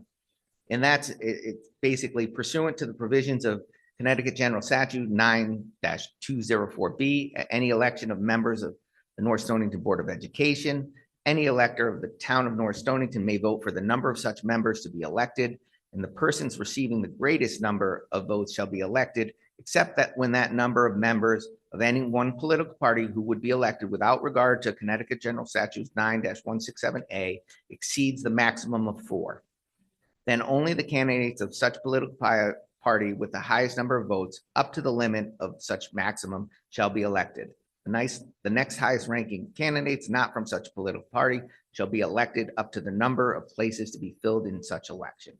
And then another part of that one is nomination by political parties. Each political party shall have the right to nominate as many persons as there are vacancies on the board, and those names shall be placed upon the ballot. So with that one, follows the same thing as the Board of Finance, and this one is actually derived from Colchester, who does it, and a lot of towns do it. It's about half and half when you look out throughout the 69 towns. The difference is with this one, I did put in a maximum of 4 people from one party. So Connecticut General Statute regarding minority representations allows you to have more stringent minority representation. You just can't have less. So you can say we want less members from one party, or more, less members from one party, but no more than you can't be less strict. And let's be honest, like, a part of this is there are vast ranges within parties. We can't say all Democrats are created equal and all Republicans are. Within a party, there are big ranges. So this also allows parties to endorse multiple candidates, and you as the public get to choose who that best candidate is. It does. I think one member of the public said, hey, we should have primaries for all these spots. Well, this kind of gives you a choice amongst party endorsed people if the party chooses to. They don't have to. Nothing holds them to have to do this, but it allows them to, and it allows the public to have a vote on it. So that's the gist of that. I'm opening up to questions for you guys. So I don't have any questions. I just want to, I think we should discuss before we decide if we're going to motion send to a town meeting or not. I think we should have a discussion first. Right? Absolutely. Yeah. Okay. So would you like to start, or you want me to go? Go ahead. Okay. First of all, I want to thank everyone. The passion we heard tonight is fantastic. I wish it was a bigger number. Of course, it'd be a longer meeting that way, but it was the passion I heard was great. And that's why I advocate for a town meeting. When you have a referendum, people show up and they vote and they don't have the passion. They just come in and because someone told them maybe how they should vote and they come in and vote that way. When you're at a town meeting, you listen to everyone speak. And I can tell you my mind's flip-flopped on this particular item a few times since it first got brought up. But I do agree that the town meeting, and being the town meeting form of government, if we get 50 or 60 people here and they're passionate, they're the ones that are going to decide because they took the time to come to a town meeting and speak about it. I'm concerned sometimes about a referendum when people aren't informed, they haven't heard everyone speak, and they just come and they fill the dot in and they put it through the machine. So, but that's why I would advocate for a town meeting. And because of the timing, if we decided to have a town meeting, if we wanted to have it and then it got approved, we have to get it approved by May 1st. We wouldn't have time for a referendum. But I truly believe that to this day, still a town meeting form of government and a town meeting with this much passion is what North Stonington has, and what we're all about. So, and I appreciate both sides of the argument. I'm looking at the ballot from the last election, and I see that the Board of Education, as we talked about, there was 4 candidates, two Democrat, 2 Republican endorsed, all got elected. I also see 2 members of the Board of Assessment Appeals vote for 1, both got elected. I see an economic development, 4 people on the ballot vote for 2, all get seated. I see the registrars, 2 names, 1 Democrat, 1 Republican, vote for 1, they both get seated. I'm not exactly sure on the zoning board of appeals, but it says there's 6 people that ran, says vote for up to 3. I believe all 6 got elected. So that said, I had an email today from Jim Holdridge, who Brett read already. I just wanted to read my email back to him, if you don't mind. So, hello, Jim, thank you for your email. I think that whenever the town is considering a change to a town ordinance, the changes need to be vetted out properly with as many voices weighing in as possible. Town ordinances need to be respected, and they should not be changed unless all scenarios that result from the changes have been studied. I can say that I have gone back and forth on this proposed change since the discussion began. I think there's credibility in what you and others have said in the support for the proposed change. I also see where changes can be viewed as a political tool and have boards and committees membership swayed from one side or the other regarding political values. Currently, we have a multiple of boards and committees that have candidates that have been appointed or endorsed by the respective parties, and no other candidates unless those independent and non-affiliated candidates used a petition process to get on the ballot. I asked Antoinette today, and she said in the 7 or 8 years she's been here, she's never seen a petition candidate on the ballot.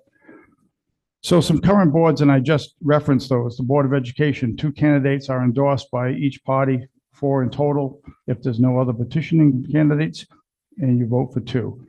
Board of Finance is a special act of 1955, but we know historically, since I've been involved in town politics, there's always been 2 Democrats and 2 Republicans, and they all get elected.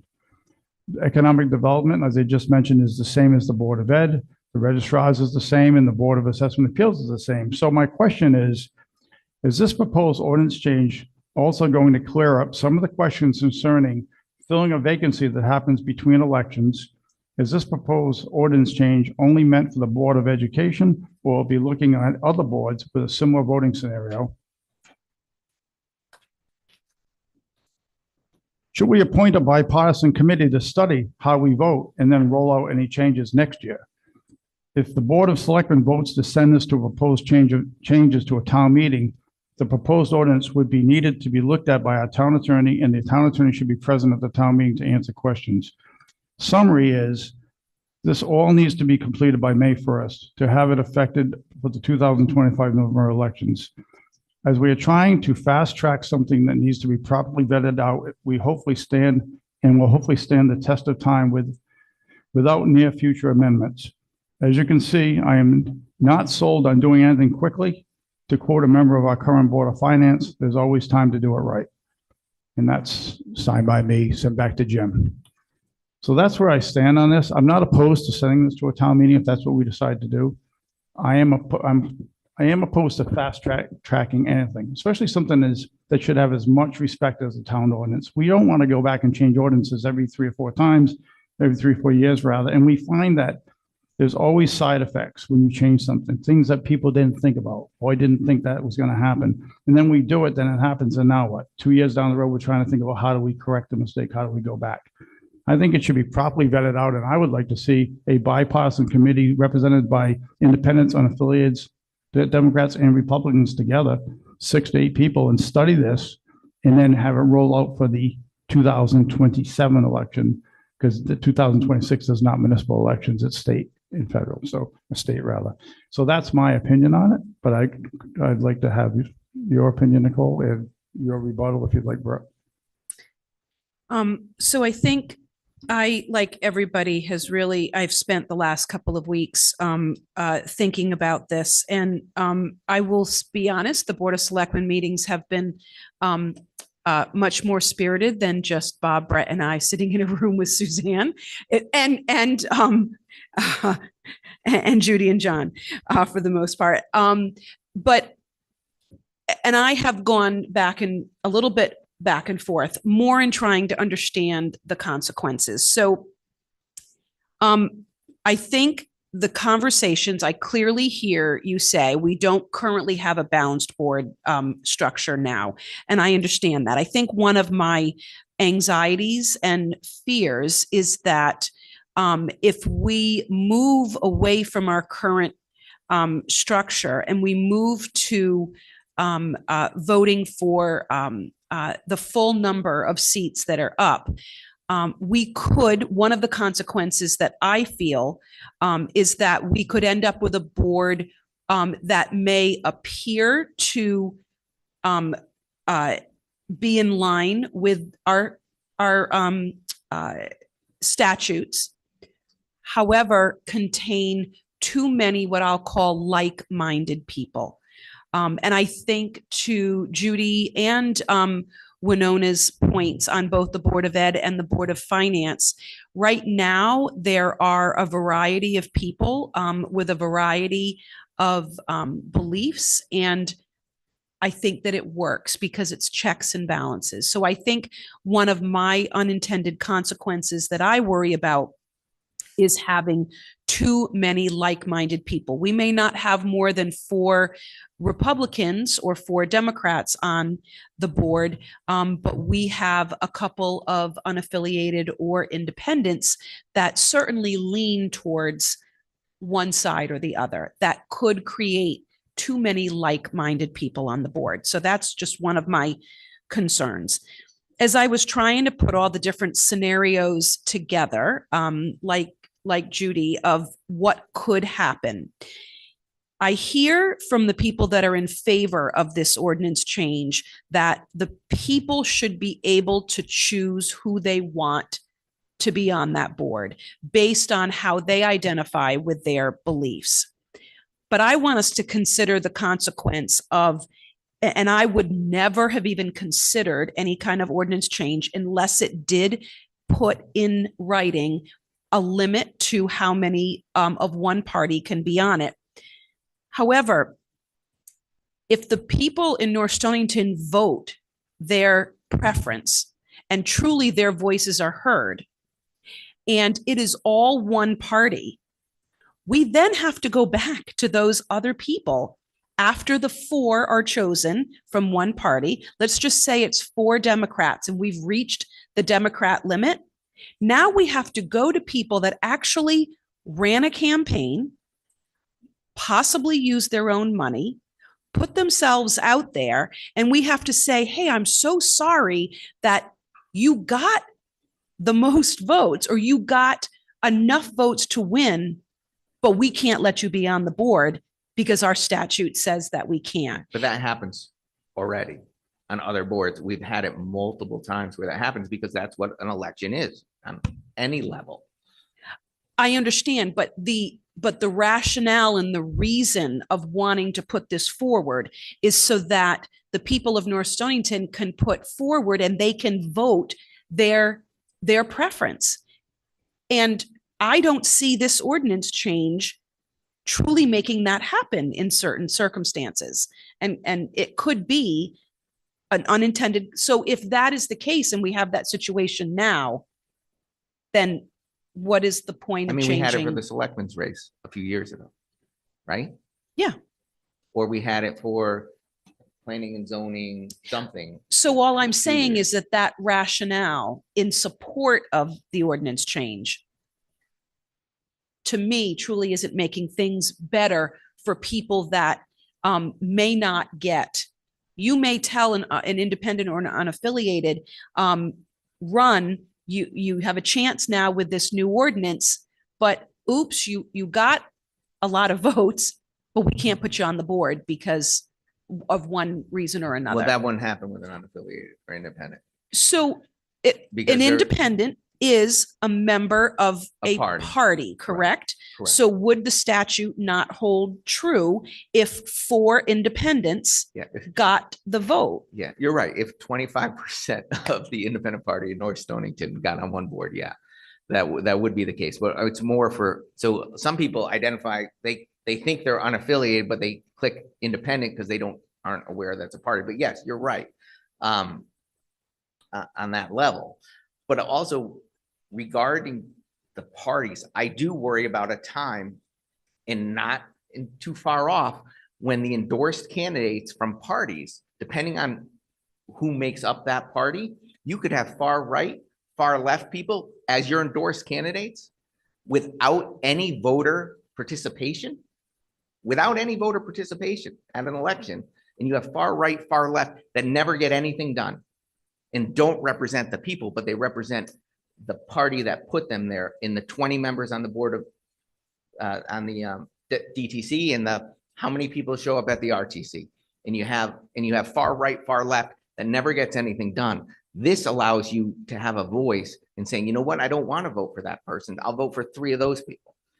Right now, you don't have that. And let's not pretend like you can't see that happening in the near future. I guess I don't see any of our boards and commissions at this point, except possibly one that are in that situation. I think that the 2 that you're proposing, the finance and the education, I think that for the last several years, it is working and they are getting things done and they are working together. I disagree on that one a little bit when I watch some of these meetings and you hear. some But of the that's a comments, difference of right. opinion and that's But exactly what we want. But people never have a chance to vote different. You can say whatever you want at a meeting. You're never held accountable, not once, because nobody really can run against you. Can I rebut that for a second? Yeah. So the voters always have one extra thing they can do, and it's called the budget. If the voters in this town do not like the way that the Board of Finance or the Board of Education or the Board of Selectmen, any board is doing their business, they can always vote the budget down. And they can keep voting it down until they say, change the way you operate, correct? So the town always has that ability to vote down a budget. They say, we don't like the way you're doing business. And that's valid. That's true. But But one other thing too is, why is it that, I understand the Board of Education, and I know that has been talked about for a little bit. The Board of Finance scenario with this thing with the voter that had to fill a vacancy and now there's up, but we can only nominate one and somebody might be on the board today, it wouldn't be on the board later. That's an unfortunate consequence to the way that the ordinances read now. Unfortunately, trying to make a quick change just before an election at the 11th hour to correct something we find out now is wrong. We probably have known this. I mean, you would know as the head of the Republican Party and the Democrat, or the head of the Democrat Party would probably know this since the last election. Why is it now less than 2 months before May 1st that we're addressing this? So Bob, I'll call you out on that one for a little bit, not that particular, but this Board of Ed change and the other change. I've been discussing this with you for years. Well, the Board of And it Ed, I was agree. always, I hey, said, now is not the right time. Let's do it now. It's never the right time. And I understand, I don't want to rush it. I wanted this to be a discussion. That's why it's here. But every time I bring it up or talk about it, hey, let's wait. Now is not the time. We're going into this so I don't election remember or ever that saying to election. you, let's wait. I don't, Okay. I typically, whenever you want to bring, you or Nicole want to bring something up, I've never said you cannot bring that up at a meeting. Because I think it came up slightly before the last election cycle, and then we were waiting, and then things were happening last year during the year, and we just didn't do it. Well, so that then I'm going to say that you didn't stay on it to say, Bob, we need to put this at a meeting, because I've never denied you and Nicole to bring Right. something to the meeting. So I will push back on that comment. That's great. I'm not opposed to sending this to a town meeting. If the town meeting does not go with the way I would like it to go, we're a democracy, so be it. That's what it is. Right. If it goes to a town meeting and it fails, doesn't mean that we can't study this in the future and put together a board and do this thing right. So now in the future, it's done right. It's not a knee-jerk reaction. It's a well thought out process. Right. And I agree. And that's why it's a discussion. If it goes to a town meeting, it goes to a town meeting. It's for us all to talk about. But I will tell you, this is not a knee-jerk reaction. This has been talked about for years, at least 10 that I can count on. Not knee-jerk to maybe you and maybe even me, and maybe a handful of Republicans that go to Right. RTC meetings. But I'll bet you if you look at the people in the audience tonight, or the people online, a lot of them, if you said, when's the first time you heard about this? They're going to say probably within the last 2 or 3 And I years. agree. And that was probably the same change that was the drop down for the selectmen. And the difference between that is Republicans and Democrats were in favor of it. I mean, we worked together. The parties worked together to make that change. This is the same with the last one. I mean, most of the same people talking against the selectmen's change are talking against this one.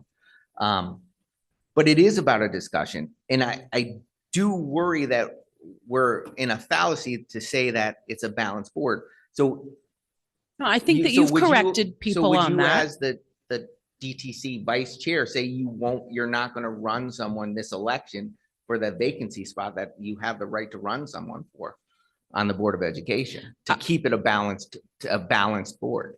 So I am the proud vice chair of the DTC, and I know that we are very proud of the unaffiliated independents that we have put forward in the past and will continue. And I do understand the difference between having a committee versus a caucus and the amount of people, but I will tell you, I pretty much think it's the same amount of people sitting in a room in both parties that are making those decisions.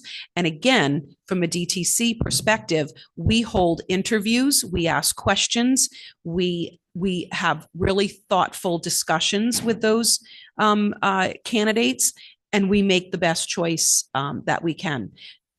That will uphold our values, but more importantly, will work for the betterment of the Board of Finance and the Board of Ed. And I think we've done really well with that in the past. I think that this is too passionate of a topic to remotely make a decision amongst us. And, you know, Bob, your comment of putting together a bipartisan, everybody represented on a committee to take a look at this. I think that there's been very passionate pleas made on both sides, and I would vote for that.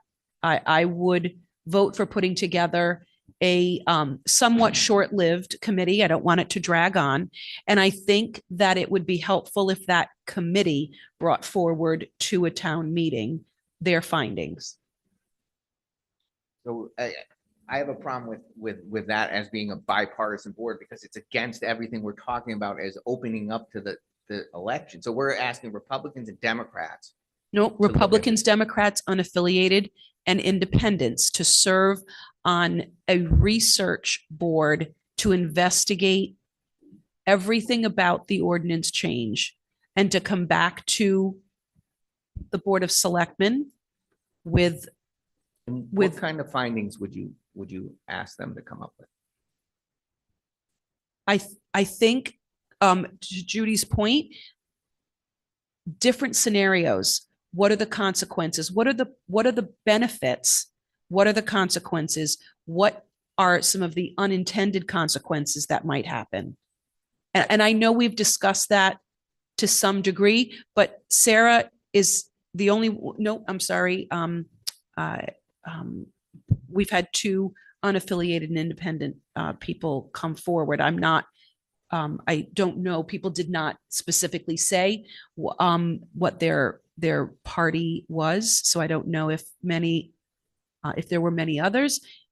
I would vote for a research committee. I think it's too passionate and too controversial. So you would not vote to, if we motion tonight to send this to a town meeting, which would happen at the end of March, early April, you would be opposed to that, is what you're saying? I am in favor of putting that committee together first. We wouldn't be able to put it together and get it done by this May 1st. We'd be pushing this to next year. Well, I think that we talked about having it affect the 2027 elections anyway, correct? 2027, not 2025. Correct. So that, okay. So I'm not in favor. I would think it would take a long time to go through all the state statutes, and you're really not going to find out anything different than what we've all discussed tonight. Judy's pros, consequences. In the meantime, we're still not allowing the residents to have a voice. And that's really what it comes down to. Residents do not have a voice in the election. They don't.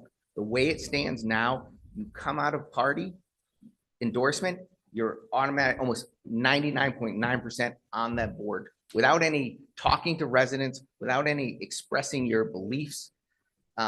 I mean, if that's the favor, So- I'd be more inclined to go to a town meeting and have a larger discussion. And if that comes out of a town meeting, I'm not a big favor of big government saying, let's have another committee to do this, another committee to do that, and research, do that. I can tell you, I've spent years researching this. It would take people a long time to dive through all this and come up with some of the stuff that's already been discussed and Yeah, talked but about. you understand how just that comment is going to lead people to believe that you want to move this forward quickly, that you don't want, yes, it is complicated. So why not take a step back and take the time for a smaller group than an entire town meeting to truly understand what it's all about. So I just worry about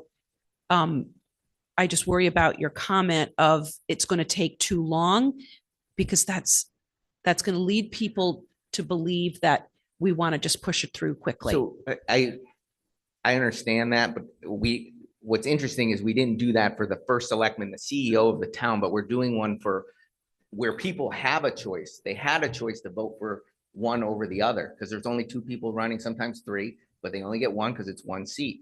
We didn't do that for the selectmen, but now you want to do it for a board that really doesn't have an election cycle But you in said, an election year. So I asked a question as the vice chair of the DTC, are you stating that you will not run, you don't see you running someone to fill the vacancy to off balance the Board of Education? I'm this cycle? not gonna speak for the DTC, Okay. even as the vice chair, that we discuss and we come up with a consensus together. I'm not gonna speak but on I behalf just, of the DTC. when I read the letter I wrote and I went through the last ballot, I came up with 5 or 6 boards that have a similar situation. There's only 2 ordinances. What Right, about so- what so- about those? EDC, Economic Development Commission, was established in by our town ordinance, is a bipartisan board. So that's why EDC is like that.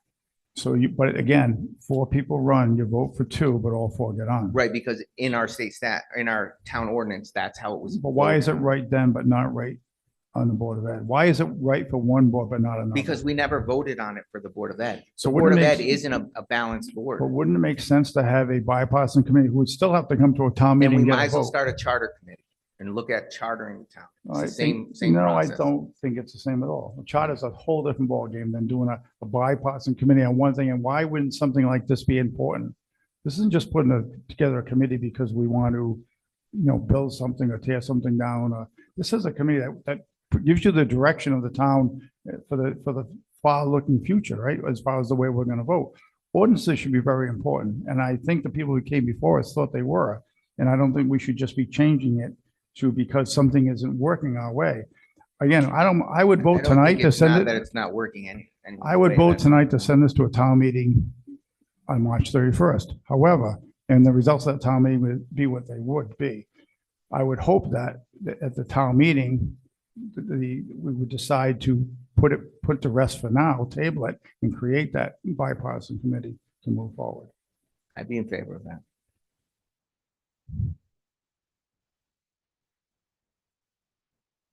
Are you making a motion? I'll motion that we take tonight's discussion, send it to a town meeting to vote on an ordinance change that would have to be presented at the town meeting, reviewed by our town attorney, have the town attorney be at the town meeting to answer questions and vote whether we should approve this ordinance change now or put it into the future with a bipartisan committee.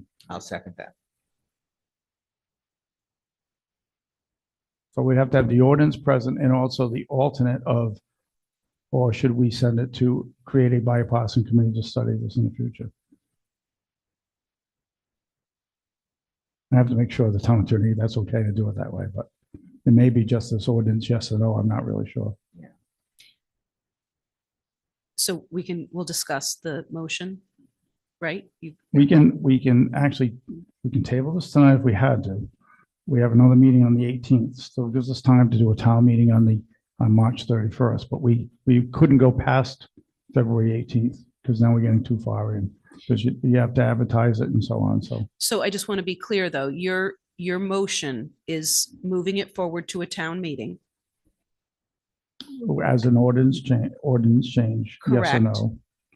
And either based on the outcome of that town meeting, either allowing the attendees to vote to change the ordinance or to allow them to vote for the creation of a So that might bipartisan be, committee. I might have overspoke. That might be too much. So maybe it's just you have the town ordinance change, yes or no? And if it's a no, at a later town meeting, we form a committee. Maybe it's too much in one night to do that. And I agree to that. And I agree with the town meeting. If people came and voted no, then they voted no, and that's not because it's all about voting. So if they came like we do, because we're a town meeting form of government, and this went down, it's about the people's right. And if they choose not to change it, then that's what it is. That's all I'm asking for, is for people to speak up. And I agree both sides, because it brings things to the table. And, they might come and say no, because they don't want it, minority representation to be changed. They might want it to be a 5-3 board potentially. But if that's a no based on this, because based on your motion, and my I'm second, gonna change my motion. I'm gonna recall my motion. I'm gonna Okay. change to some, my motion is to have an ordinance sent to the town meeting to make a change, a motion to change the ordinance at a town meeting coming up in the near future. It'd be a yes or a no vote. That's what I meant, just the ordinance, not an alternate plan. and I'll second that. So we can continue discussion, I guess. That if it were to go down or whatever, that we then look at it. We look at everything if that's the choice. But like I said, people might come and not want minority representation to be altered. They might want it to go 5-3, and that might be a change.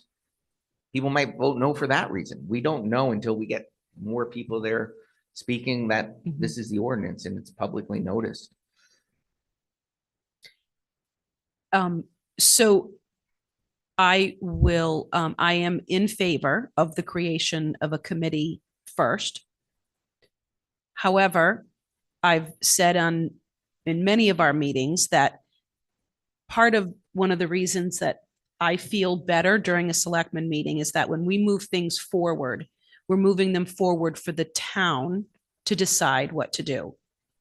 I am not in favor of changing the ordinance, but I'm also not in a position to withhold that ability for the town to decide. So, okay. And I'm in agreement. Unfortunately, we have 1/3 of the votes on the Board of Selectmen. We have one vote at the town meeting, but we can still vote yes or no. We vote at that point, as a taxpayer, correct? Okay, so the motion is, I've motioned to send this to a town meeting for a vote. Brett seconded it. Is there any further discussion? Hearing none, all those in favor, send this to a town meeting, and it would be a future town meeting. We have not had the date yet. Say aye. Aye. Okay, so this will go to a future town meeting. Tentatively, right now, it looks like it's probably going to be March 31st, because we have to have it in plenty of time to stay away from the referendum for the budget. We have a lot of budget meetings coming up between now and then. And I will have the town attorney look at the ordinance change and have him present at the town meeting to answer questions. And during this, I think we should look at anything else that might be out there that we might need at a town meeting, and we can talk about that. Well, I've got other things on the list. Okay, perfect. So it won't be the only thing on the town meeting, but it'll probably be the most contentious, most spoken about thing in the town meeting. Okay. Anything else on that, so we can move forward? Let's move forward to something simple like the budget. So you have your budget. Here's where we lose 3/4 of. Next time, I think we should do the budget first, so people stay. Well, Sarah's gonna hear this tomorrow anyway, so it doesn't really matter. Thank you, everybody, for coming out. So as far as the budget goes, and we're not gonna make this too long this evening, because we do have time, and this, we're just stepping off the curb on the budget. So you have what we call first draft, and it's in your book. And there's absolutely no changes. This is how the budget has been formed, and then you're seeing it for the first time. So as you look at the budget, and you're seeing it for the first time, we have the revenue lines and we have the expense lines. What I want you to know when you look at it, and the revenue lines, is what changes are different than last year. One is I didn't forget to put it at 98.5 last year. I did. So we're using a 98.5 because we're hitting 98.5 this year. But we did take some hits on the budget. We took a hit on the veterans exemption change, and we took a hit on the used cars and the way they are valued. So that dropped our number down. In the booklet, you'll see last year's budget number was much higher as far as revenue in the A1-1-03 section because of those two hits we took. The good news is we got a big increase from Eversource, and which offset some of that, and we have a big increase on the short-term investment that the town treasurer is investing. So those things helped offset it.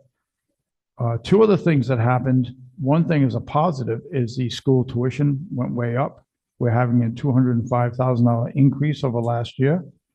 But a decrease is early reports off on the education cost sharing. We're going to be going down $96,000 in first indication, which is a big number for us to go down. When it's all said and done on the revenue side, we have $486,990.56 of additional revenue over last year's budget. Any questions on the revenue part of the budget? Okay, on what I did on the, I did the same thing last year. If you see something in orange, it negatively affects it, means it's costing us more money. If it's something in green, means it's costing us less money. If I put the word new next to it, if it's something that's appearing on the budget for the first time, when you go look at the side at the top where you see a number 667-00 next to the administrative assistant, Can you just tell me what page? page 3, which is, Thank you. okay, you see on the well, the first line is the board of first selectman. I'm not taking any increase. The second and third selectmen, I put in, we figured the increase at 3%. We don't know what it's going to be.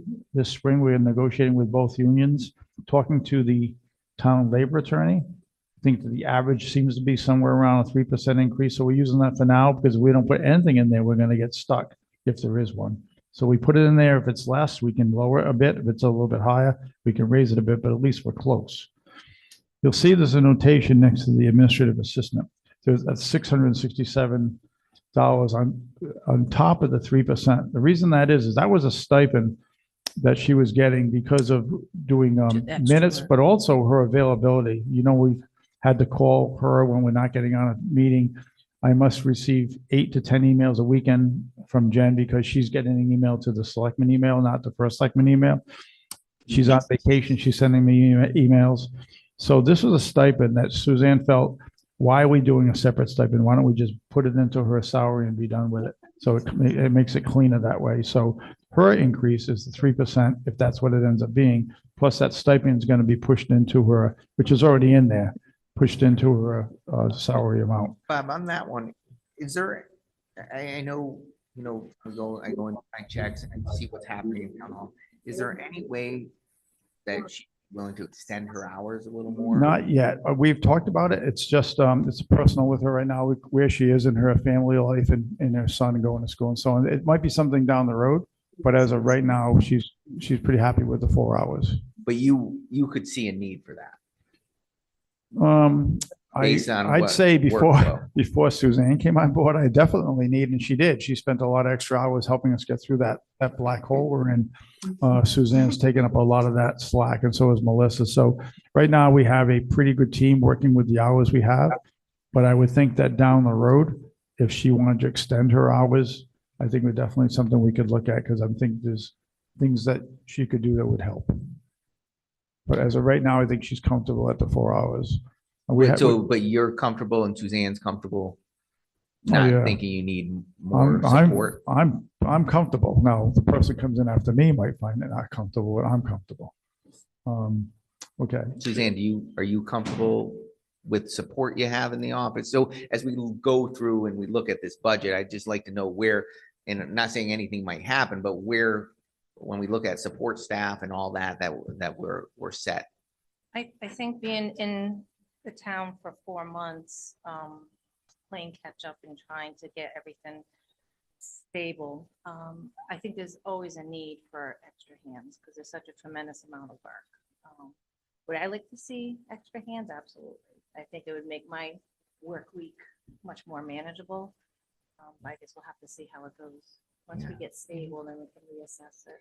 Right. So you still think some of it is the backlog of, because I see you come in at 6 in the morning or 7 in the morning and stay late. And I don't want any of our town employees, they work hard, but I don't want burnout either. So as we look at this, I want to make sure we address the needs that we have as we look at the whole budget. And if we can make room, I'd like to look at and I appreciate that. And I think if it was somebody else asking for more hours this time, I definitely could probably agree that we would do that.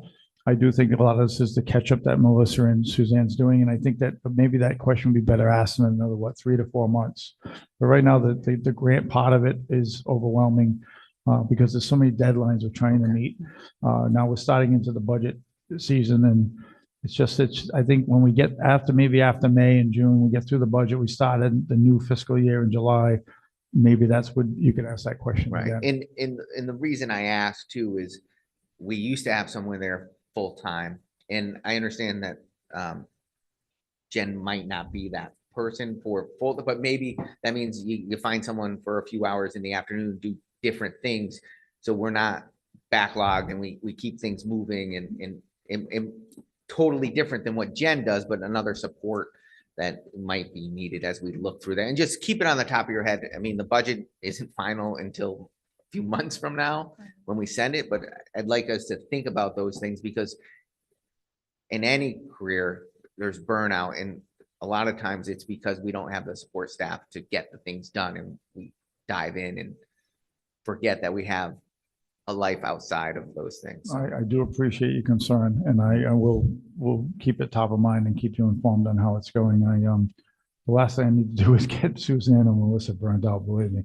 And I appreciate all they do, and I know she's working probably upwards of 60, 65 hours a week, and crazy the amount of work that's going in. But I think it's because you have someone dedicated to get the job done. And I think that once we get caught up, I think then Suzanne's going to take this ball and run with it the way she thinks she wants to do it. It's just that transition time. There's also a big transition going on in the human resources because we didn't have full-time HR, and she's providing that full-time HR. And when you've got employees coming in, speaking to you, and then talking about medical concerns and time off concerns and so on, we didn't have that person. So, and I do appreciate, because I do think just walking through, morale seems to be better. People seem to be happier working. And I think because of the full staff, and everyone's great, from Jen to Susan and planning and zoning, just everybody does a great job, and you can feel it when you walk through. And it's been a great change over the course of the 6 months or so, 7 months now that we're fully staffed. And I just want to make sure we're not weighted down in one way or another. So thank you. We appreciate the board's support. Yeah. All of us do. Thank you very much. Bob, can I just clarify that 1301, is that the 3% and the Yes. 667 Yeah. added into Yeah, I it? just wanted you, if you did the math and you say, gee, Gotcha. Bob, that's more Thank than you. 3%, I just want to show you where it came from. Okay, thanks. The next thing where it says new, that's HR administration. So we have to have people do testing. We have to do paperwork, things that we weren't doing in the past that we have to do now. Suzanne's enlightened us a lot of things on HR. So that's a number that she came up with that said, this is what she needs to do with the administration part of her job. This isn't an extra $750 for Suzanne. It's $750 to do the job, the administration part of the job. It could be, again, testing and paperwork. And is that correct, Suzanne? Right. This isn't employee benefits. This is more of the administrative piece of background checks, license checks. If we have a new hire, it would be a pre-employment physical, if that's what was required. So these are the fees to do that, Right. not the fees for you to write it up and all that. So No, this isn't no. going for, this is expenses, really. Right, and this is to post the job. Okay. For instance, like our current IT position, that would fall under this also. And you Okay. feel like that's a separate line item other than, I do, because I think keeps it separate because it's more of the human resources administrative piece versus the Board of Selectmen. and then we can track it more Yeah, ups or for downs. reporting, Okay, it'll be. makes sense. Okay. Next page. Was there any other, any questions on that page? Again, I think I prefer that we actually start looking at the budget to actually make cuts on the 18th. We have presentations tomorrow evening, and we don't typically cut any presentations before we hear the presentation. But is there anything else on that first page that jumped out at you?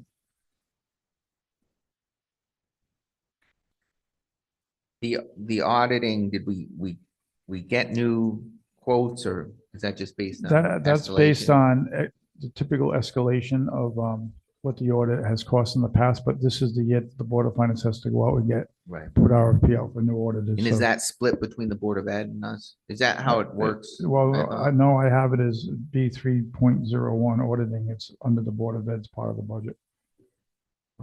It's $30,000, $752 last year. The year we're in right now, we're paying $29,570. Okay. So that was just an estimated increase, seeing how we went up in the previous 3 years. If there's no other questions on the next page, there's a change in since I gave you the original budget, this just happened today.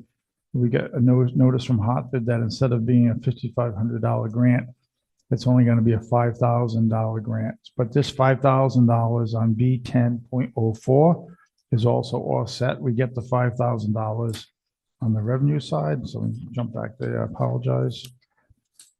And you'll see town clerk, where is it?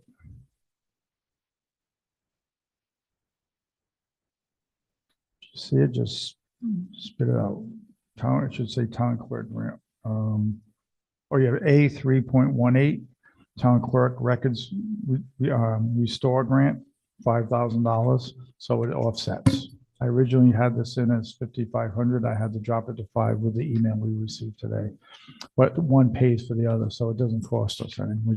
We're getting 5,000 less and we're spending 5,000 less. Okay. And that's the only change on up to B10.05.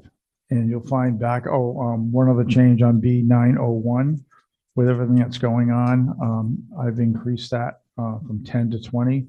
We can discuss that when we start thinking about how we want to attack this budget. But I think if not, I'm just going to be asking for more appropriations down the road, I'm sure. We'll see what the next 6 months holds, but there's been some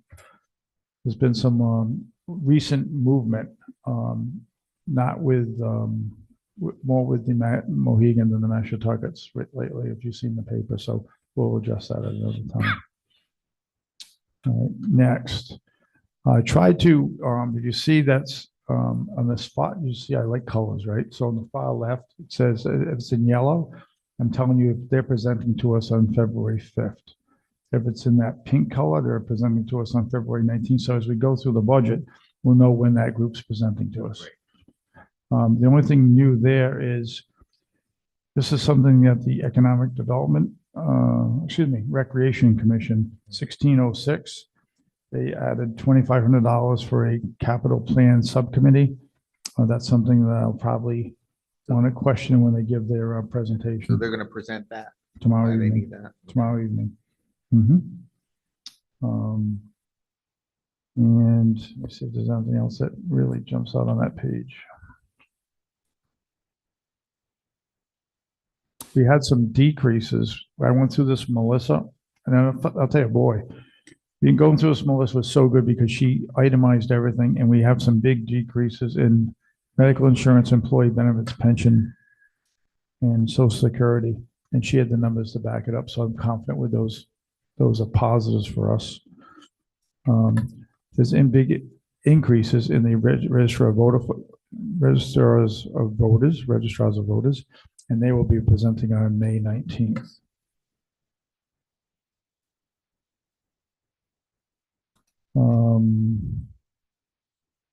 Is there any questions about any of those numbers on that page and how I came up with them?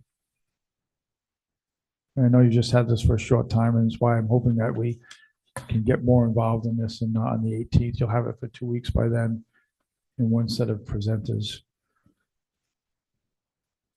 Question on Yes. when the registrars are presenting? Yes. May 19th? Yes. Yes. Do you have this version with the colors? Okay. Bob, sorry. go ahead, Suzanne. No, because I'm going to change the subject if you have a question. Well, May 19th is the budget referendum. No, I say March 19th. Oh. I'm just throwing months Oh, out there. March 19th. Yeah, it says I'm sorry. May in here. Yeah, all right, so we'll change. March 19th, sorry. That's okay. Good So catch.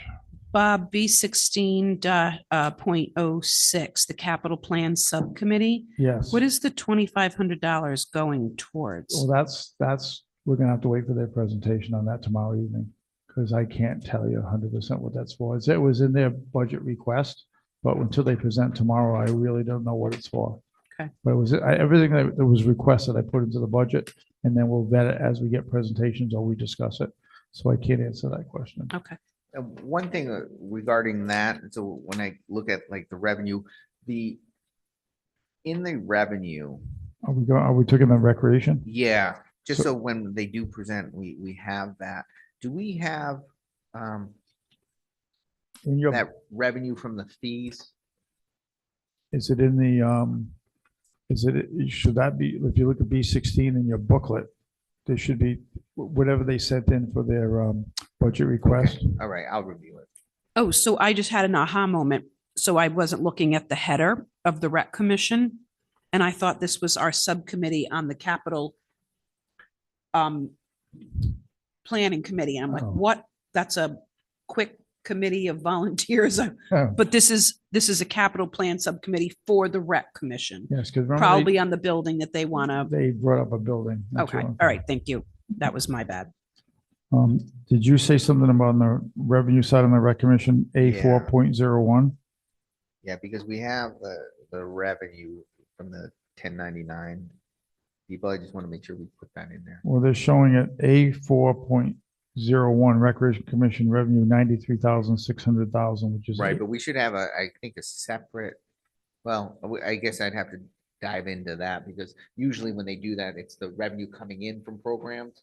And then on the outside, you see the revenue going out. But now if it's a sub group, there's the building use fee and the other fee. So that should be a separate, I would think that's a revenue line somewhere Okay. because that's municipal funds, I guess. Where do you see the? I don't on here, so I just want to make sure we do account for that because that is a difference in revenue that we haven't had. Okay, yep. And I think I put on there that's new on the, I wrote the word new next to it on the budget. Okay, going down. I did drop the North Stoney Education Center operating budget. That's this building we're in now. That was 85 a couple of years ago this year, and now we did it at 80. Last year, we only spent 57,067, and this year's trending to be in that same 57,000 range. So I dropped it from 80 to 70. What line are you on? That's B 2206. Okay, thanks. That's the expenses Yep. for this building that we share with the Early Learning Center pays us, and so does the school. The next section, social services, is one that's we're gonna have to have a lot of discussion. As you see that there's 4 new categories, and there's some big dollars in some of those categories. The Giving Closet will be presenting tomorrow evening. So they're the only ones that are presenting, because and I asked her because of the kind of number that she put into the budget as a request. The other one, Land Hill Sexual Assault, Eastern Connecticut Conservation District, those are all mailed in request. So they go on here and then we can decide whether we want to vet them. Now, in your book, you'll have the actual request that was mailed to me, Nicole and Brett. So you'll see what they said, why they thought they should use the money and what they do for the town. I think that is, so when you see a line, if you go into the book, you might find the request that backs up that line. I gotta say, this is fantastic. The way it's laid out with the backups ahead of time. Very nice job. Thank you. Give Suzanne and Jen the credit. Suzanne thought, Jen's work. A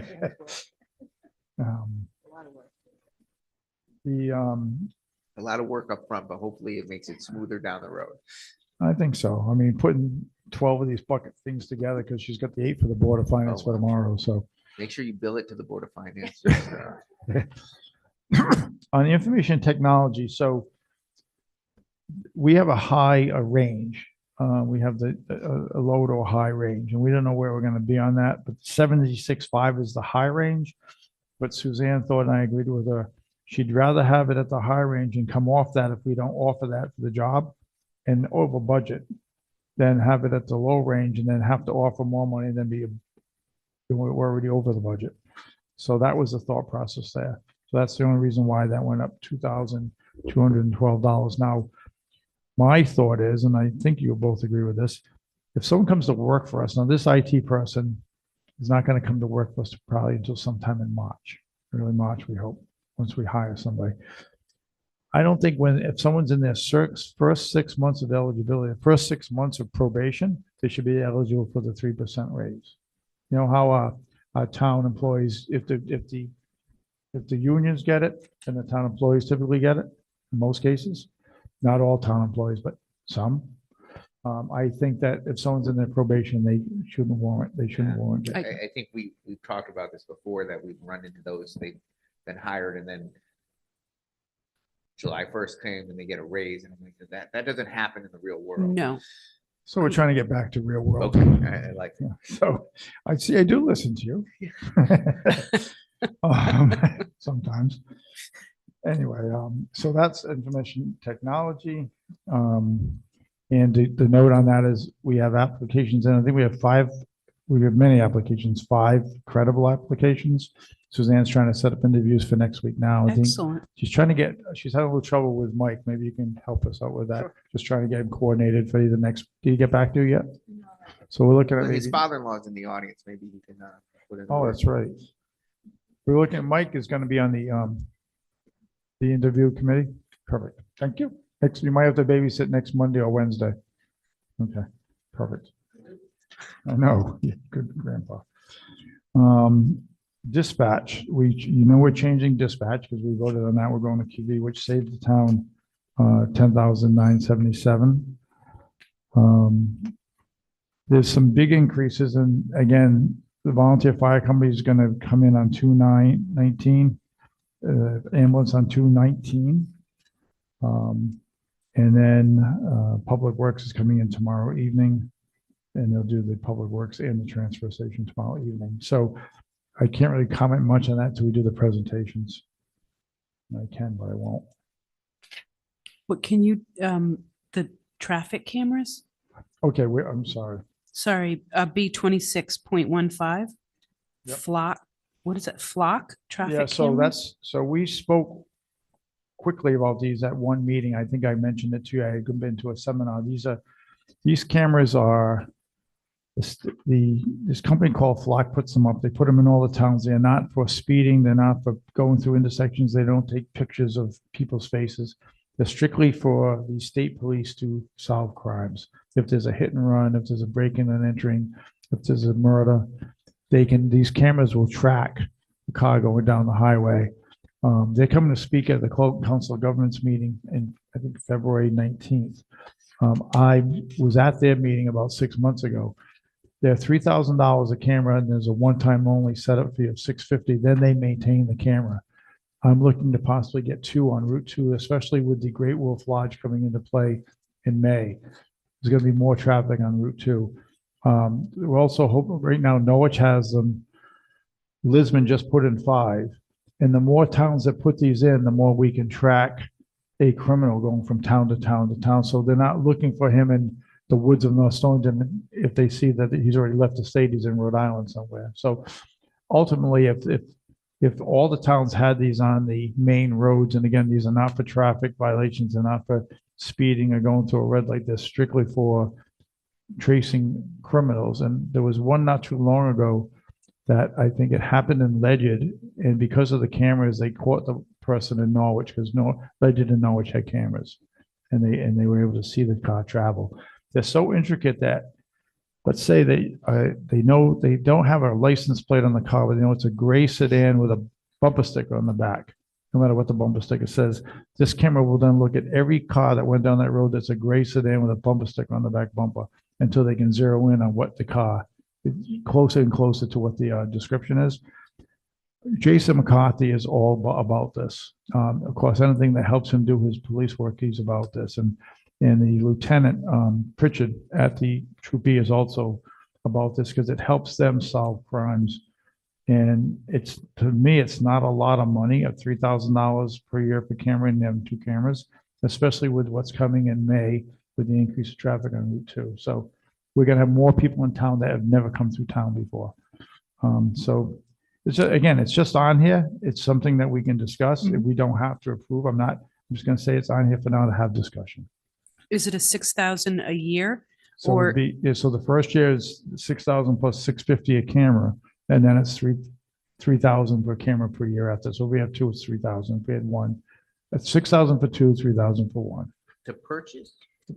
They maintain it. We lease it, but they maintain all if it goes down, they fix it. There's no other cost to the town. then what's the annual, and we can certainly talk about it in the future. What's the $3,000 annual fee It's a for? lease fee for every But then year. what's the 650? It's a The one-time setup setup? charge. It's a one-time setup charge you never pay for again. All right, we can talk about it more. If you want, I can have someone from Flock come in and talk to us too. But it's up to you. I mean, it's not something I definitely am gonna, as I think Troy said last year, I'm not gonna go down with that ship, not on this. But I just think it's a good idea and I would like to bring it to you and you guys And I decide. know we talked about it before and we think it's a good idea, and they do work. I would say our troopers are hoping that we pass it, Does but the that, state, does the state have any funding for that stuff or no? not for this, but the state finally gave the approval for this company to come in and do it. Okay. There's other towns that have cameras that have not flocked. They've had them for years, but I think New London has had their own cameras for years. I think the biggest pushback on this is and I'm against cameras that track speed and track violations of red light violations and so on. I have to make sure that these are not that, and they're telling me these are not that. I don't think North Stonington wants that. It's just another form of Big Brother. But if it can solve a crime of someone that got murdered, hit and run, we had a hit and run that still hasn't been solved yet over near Bon Appetito last year, I think it was. If it can solve those kind of crimes, then I think that makes sense. So, anyway, enough of that. Again, Highway will be here tomorrow evening. On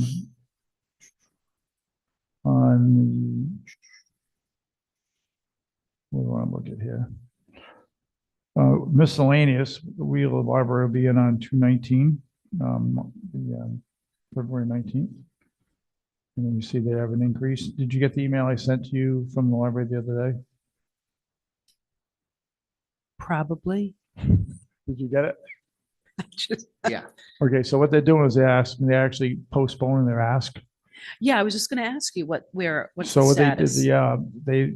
I told them that I was tentatively planning whether this thing tonight went through or not, I was tentatively planning a town meeting on March 31st because we have some other things we have to do. And and I said, if the library is going to be involved, that's when I'm going to do a town meeting because I can't get it so close to the budget. Yeah. And she said, well, they talked to Kate, they decided that now they can go back.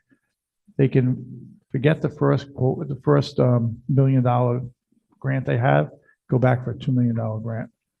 So they've been advised by the state library commission that if they don't take the $1 million, they go back and reapply for a $2 million. In the same token, they're getting more. I think the Board of Finance scared them into saying, hey, we want to know what this is really going to cost. Can we get the documentation? Can we get the numbers? So they've hired almost like a clerk of the works to help them, like a project manager, help them really come up with the estimates of what this job will actually cost. So between that time frame and going back to get a bigger grant, they've pushed us back. Okay. So it's not going to be on our agenda between now and the budget. Okay. Yeah, what else?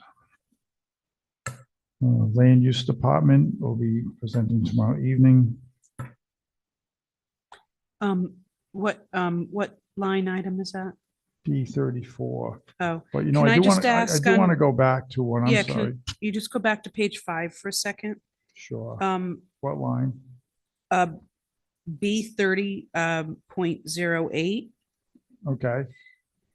So, that's just a little bit of a change, isn't it? Yeah, it's just $100,000 change.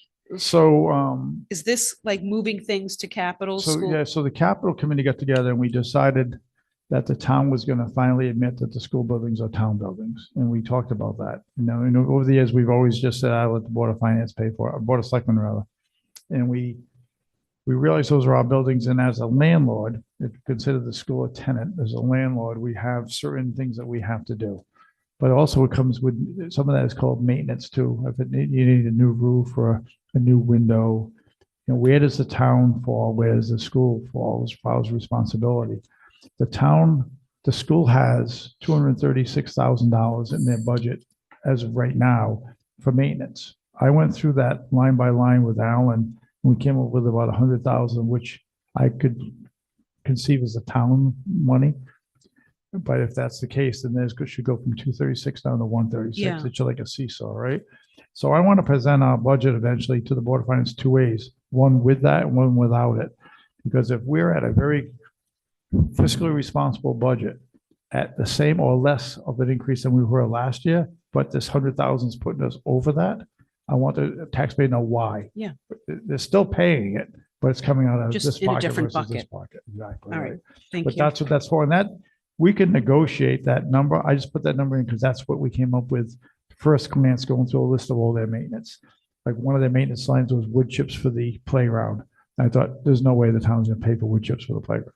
Even though that was in their maintenance line, that should be part of our Oh, maintenance line. absolutely not. That was just a simple Yeah. explanation.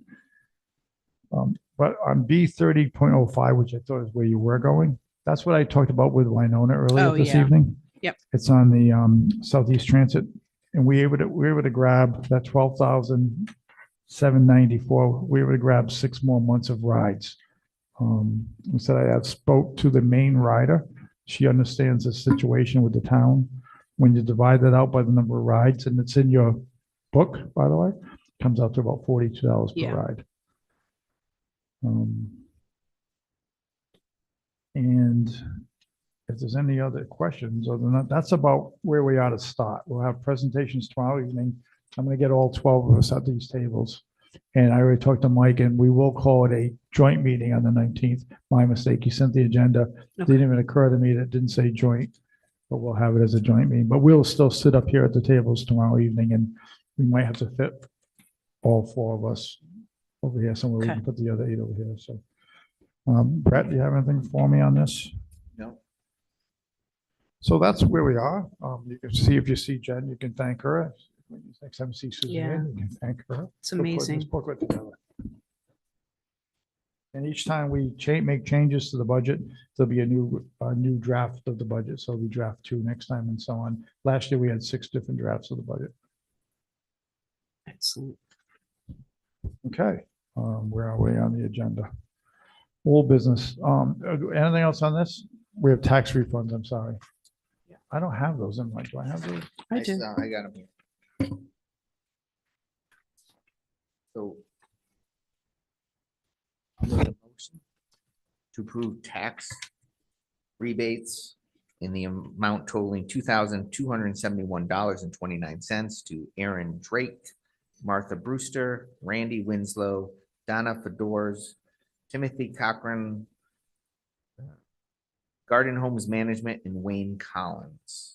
I'll second. Any discussion? Yeah, just when we see the $1,723.42, like what? So sometimes what that is they might have sold a vehicle or they sold. Oh, okay. And Thank you. they were taxed on it, but then they can come back and prove they sold it. Gotcha. that kind So of- we refund And I- it. Thank you. And I will say, since Zane started doing this, that prior we weren't getting these where it was checked off. Yep. So it says refund of excess payment. So at least we kind of can see why that refund's there. Yep. So thanks, Zane, for doing that. Speaking of her, yesterday was our last day of taxes, and she was deathly ill. She had a stomach virus. She looked awful. And There's she came, good thing so she's in much that going little around. box, but she came in, we got her a mask, and she fought through oh, it. the poor So, thing. but that was that. All right, so Yep. that's tax refund. Hang on one second. I think, do we have to do all in favor? Okay. Old business, we No, have, I think we have to vote. Yeah. He made a motion, I seconded. oh, you did? We didn't vote yet? No. All those in favor say aye. Aye. Aye. Thanks, Nicole, for keeping us on task. Oh, my God. Thank you, Nicole. Hewitt Farm Committee, they're the only committee right now that has to be, once a year, they have to be reappointed. We have Tim Chokus as the chairman, Bob Dunn, Rick Wood, and Nicole Gagnon are the only members. We have a vacancy for a full member and a vacancy for 2 alternate members. And that their next meeting is tentatively scheduled for next Monday, the 10th. I emailed Tim today to see if he was having that meeting or not. I know Rick Wood said he might be out of town, but we have to vote to reappoint for another year this committee if you so see fit. Make a motion based on the names that you read. Okay, so a motion to approve Tim Chokus, Bob Dunn, Rick Wood, and Nicole Gagnon. Yep, I'll second. Okay, any discussion? All those in favor say aye. Aye. Perfect. Any public comment? There's still some people online. Brian Rathman, do you have something that you'd like to say up here?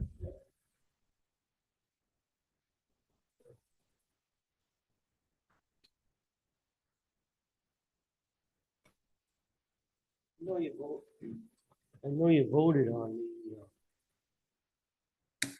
what do you call it, the voting ordinance, the town meeting. We also heard that you're gonna have other things at the town meeting. My experience in town meetings, if you have too many things, you're not gonna get, I don't feel anyways, you get the participation that you usually get as far as, town ordinance thing is as you know, is something that's gotta be really discussed at the town meeting. And it concerns me that it sounded like it's gonna be a yes or no vote for that ordinance. Whether we're gonna take it or not. And since I know it was mentioned to send a referendum, and I'd like to know, and I heard it said that at that meeting, we could send it to a referendum. Is that possible? I think you need to have 2/3 of the people that are here vote to send to a referendum. It can be motion, but I think 2/3 of the people you have to motion. Is that correct, Brett? I don't know the percentage on it. But it just doesn't go to referendum unless, now the town budget does goes, we put it on a call that way before we even go to town meeting. But as far as something being at a town meeting and then someone wants to say, I motion to send to a referendum, I'll check, but I think it's 2/3 of the people in the room have to approve that. There's a chance that all the voters wouldn't really be able to weigh in on it. You know what, That's probably. my concern. I mean, if everybody wants everybody to understand this and weigh in on it. And Brett, you said you spent quite a few years getting it together. And I appreciate that. But a lot of the people go to the town meeting, once they hear about it, that's gonna be their first time. It'll be probably my third time. And make a decision, yes or no. That's why I think it should go to the referendum. Yeah. I guess I'd have to address that at the meeting. Well, the thing is, if we try to get to a referendum after the town meeting, let's say the town meeting does happen on March 31st, we have to then call for a town meeting. It has to happen within, I think it's 14 days. We have to advertise it. And then we're really pushing up against the budget referendum. So it really doesn't give us a lot of time to do that. And that's what I'm saying. I just think it's too quick, but there's not much we're gonna be able to do about it. We go to the Senate. Go to that town meeting. I think that the people here at that town meeting will be, whether they're for or against, will be much more. I mean, this is complicated. When Brett was reading these ordinances, I was thinking, okay, can you read them now in English? Because this, legality is so tough to understand unless you're an attorney and you learn it. But I mean, these things almost have to be dumbed down. At least for me, they do. Because I'm just listening to what Brett's saying. I'm thinking, what does that mean?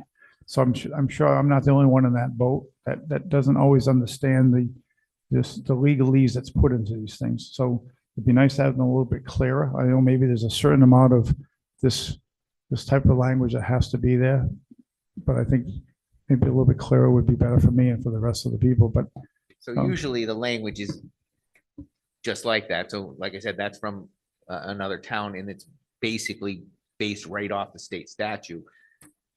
Then we talk about it and we try to explain it.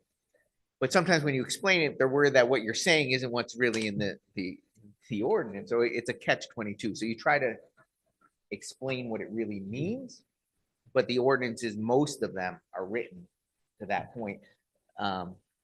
So, I mean, the town attorney might be able to make that more concise and to the point.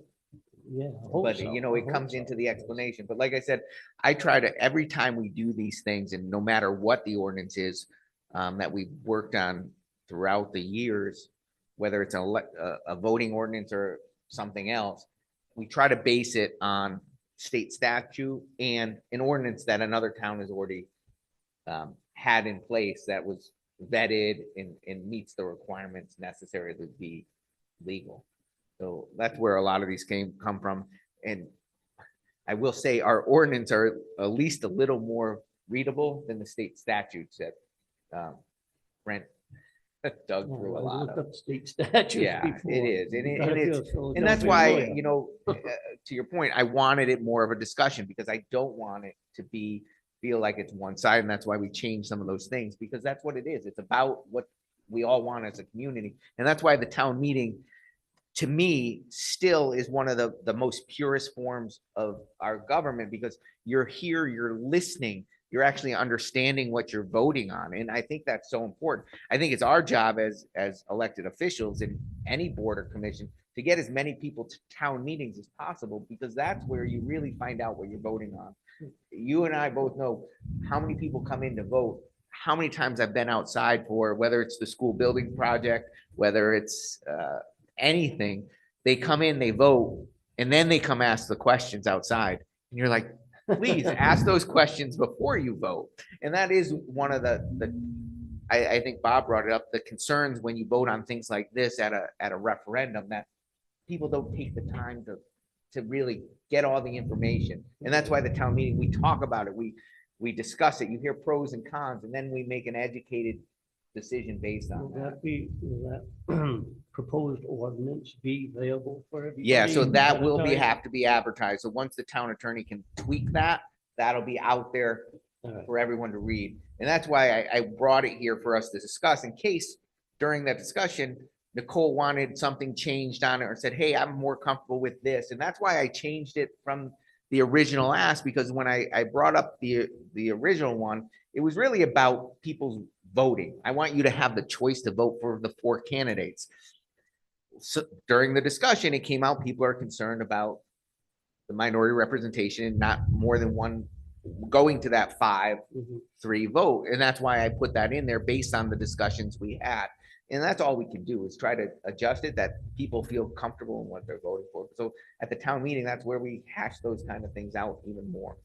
We're gonna vote that way. We are. That's what I'm thinking. Right. So if at that meeting, a You're lot gonna of, have more people than you had tonight. Oh, we will, Brian. And there's nothing on that town meeting that, this will be the star of the show that night. There's nothing on that town meeting that's so, I get, it's just more maintenance things we have to do on a yearly basis. There's nothing that's really gonna set people off or drag people here. This is the thing that's gonna make people want to I'm come just in. asking, don't stack it with a bunch of stuff, because I agree, that's gonna be. I think usually around 3. I'll tell you what, is if the library is on here, then that would be an issue, Oh, but yeah. it's not on here. It won't be on here. Right. Okay, right. thank you. Thanks, Brian. Another comment Thanks for sticking online. around. Are your comments from online? Who is it? Who is it? Brian Burdick. Brian, go ahead. It's Brian Burdick. I just want to point out that the night that you have intended to schedule that town meeting for is the night of kindergarten in the information session. So you are potentially alienating 90 potential parents or more. Can you say that again, Brian? It's the night of what? The night of the kindergarten registration. Community garden registration is No, on. kindergarten. Oh, kindergarten. It's on Monday, March 31st. That is correct. And Okay, what so- time is that, Brian, at? It's like 6 o'clock, 6:30. Okay, so we can look at that because we could do it the Monday after that if we had to. I just don't want to get too close to the budget. Yeah, I think you're always gonna find something that happens, whether it's a basketball game or something, but we can adjust the time. Well- Usually we do town meetings at around 7. Yeah, just at kindergarten. I was community garden, I wouldn't have worried about it, but kindergarten's a little bit more worrisome. So thank you for that, Brian. I'll take that under consideration when we book that meeting. Thank you. Yeah, thank you. Winona? Winona. It's me again. Can't shake this kid. That's okay. We'll see you tomorrow night. Oh, you will. Brett, can you just please clarify for me one more time? Hopefully I get it this time. Regarding the Board of Finance situation, there's 2 full seats available in November and 2 alternate seats available in November. Am I understanding that the Republicans cannot nominate 2 people for those 2 seats? Something's not hanging for me, so help me. Correct. So with the Board of Finance one, so alternates are a separate category. So So just the focus main- on the 2 full seats. Right, so the 2 full seats, no, each party can only nominate 1, and each voter only can vote for 1. Now, as of the last meeting, there might be a vacancy that would be a separate vote.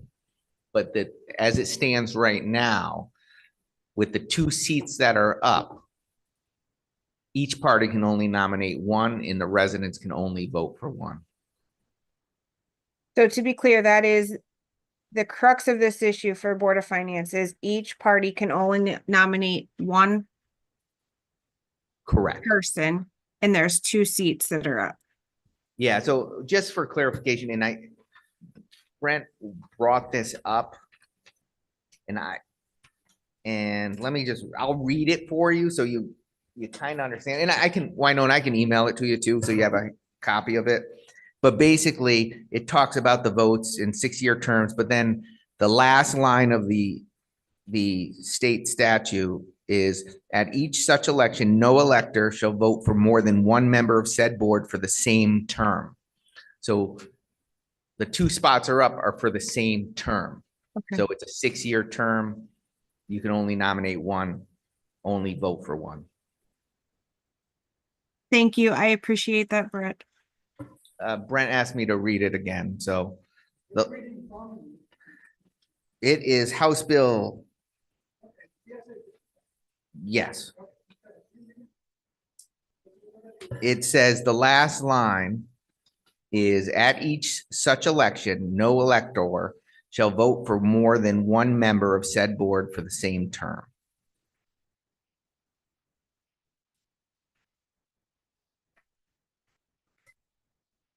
So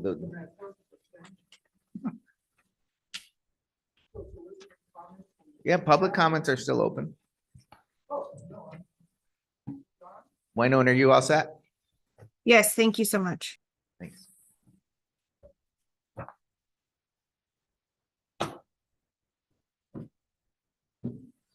Woodward, Yarbucks Valley. So my copy of the October 1955 Special Act says, at such election, no elector shall vote for more than one member in each category. And yours reads differently.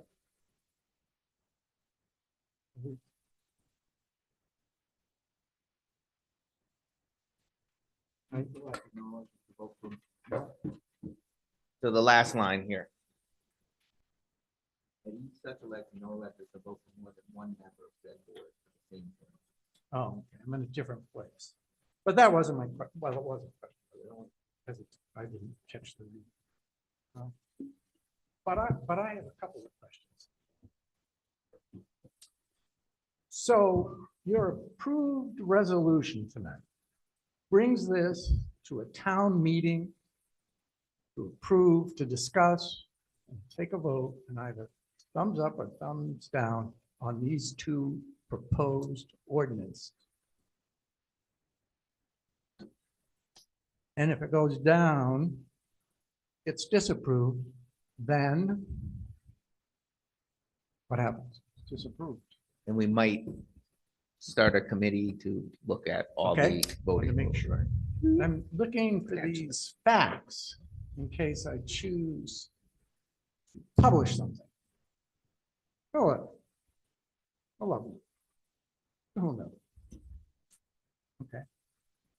Now, Brett, you said, I think, that the ordinance, if approved, supersedes the SA 55. Correct. The SA 55 is a law in the books. So how does that go away? Because we're a state, we run by state statute. So if we put in a town ordinance that's over, It does it allows us to automatically? supersede, yes, It does. There's Yeah. some process in place. correct. that Does that. How do you know that? Through the legislative office in Hartford. Is that something you could, when you're gonna bring the lawyers, a lawyer to the meeting? Tom is ready. Could you ask them that question, make sure? Mhm. So we can, because this is a law. As defined in the document, it's a law. And what it said to me when you said that was that this town can write ordinances, get them approved, that supersede laws on the book. I'm going, wow, there's a lot of laws I'd like to supersede. Let's start writing some more ordinances. what I heard you saying. That's what you meant. You ready to come back to a committee? Well, I am. Uh, And you're going to somehow issue these things out to the public. How are you gonna do that? Changes the wording. So The wording. once the attorney does it, usually it'll go up on the town website. There'll be an ad in the paper as well.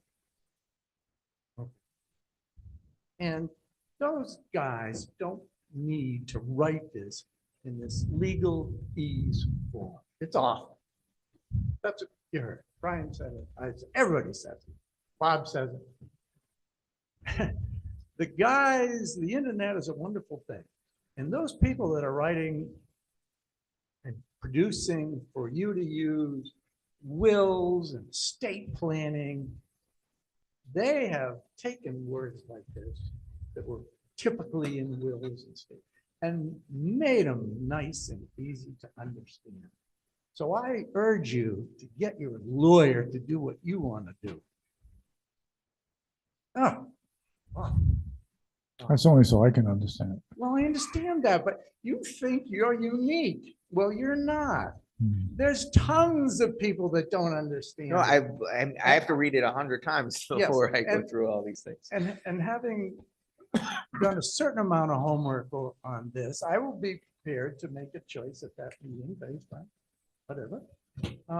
Whether it's like this or it's better, but better is better. Which gets me back to betting broke, don't fix, which I think is, Brian, not the way to approach this. You know, maybe you ought to come up with your own little cliche that maybe you ought, makes it better. Makes it better. Maybe it makes it better, maybe it doesn't, we'll decide. But anyway, so that date of 3/31 is now, Well, it's still in the consideration, but now that I found out some new information about kindergarten signups, I'll have to think about Yeah. what makes more sense. I'll look at the following Monday and see what that looks like. And I know it's not school vacation week, I know that. all right, As long as it's not Easter school vacation or something like that, we're usually okay. all right. Thank you. All right, anything else? I just want us to be careful about the comment that if at the town meeting, the ordinance proposal is voted down, that we would then consider putting an investigatory council together, because if it's voted down, it's voted down in a town meeting. And I think going back to then investigate, to resubmit information to the town is not the way to go. Like, I think the way to go would have been to create the council first, to make the presentation to the people in conjunction with you. I'm not in favor, if it's voted down, to then put a council together and go back to the town. I understand. Makes sense. And then we have the I just town, wanted to go on record and say the that. town historically has done things like that before. When I the school know. got voted down, and we I know. just change the committee and go back again, right? Yeah. So, and I don't want to be accused of, well, they're just going to keep coming to us till they finally wear us out and we just vote yes, right? Yeah, I don't So- think that was the purpose. No. I just, And I think if we had more time, I think putting the committee, we are putting the cart before the horse. So I think putting the committee would have made sense, but because this is here now, and maybe it's a year from now that we decide to put the committee together, because we have until 2027 for the next municipal election, right? So, and maybe it passes on whatever day the town meeting is, I'm not sure. Okay. Okay. Okay, is no more public comment I can see? Okay, our next meeting is February 18th, but we have a meeting tomorrow night with the Board of Finance. And that's about it. I'll Motion to adjourn. Perfect. I'll second. Hey, all those in favor say aye. Aye. Aye. So we're adjourning at 9:25.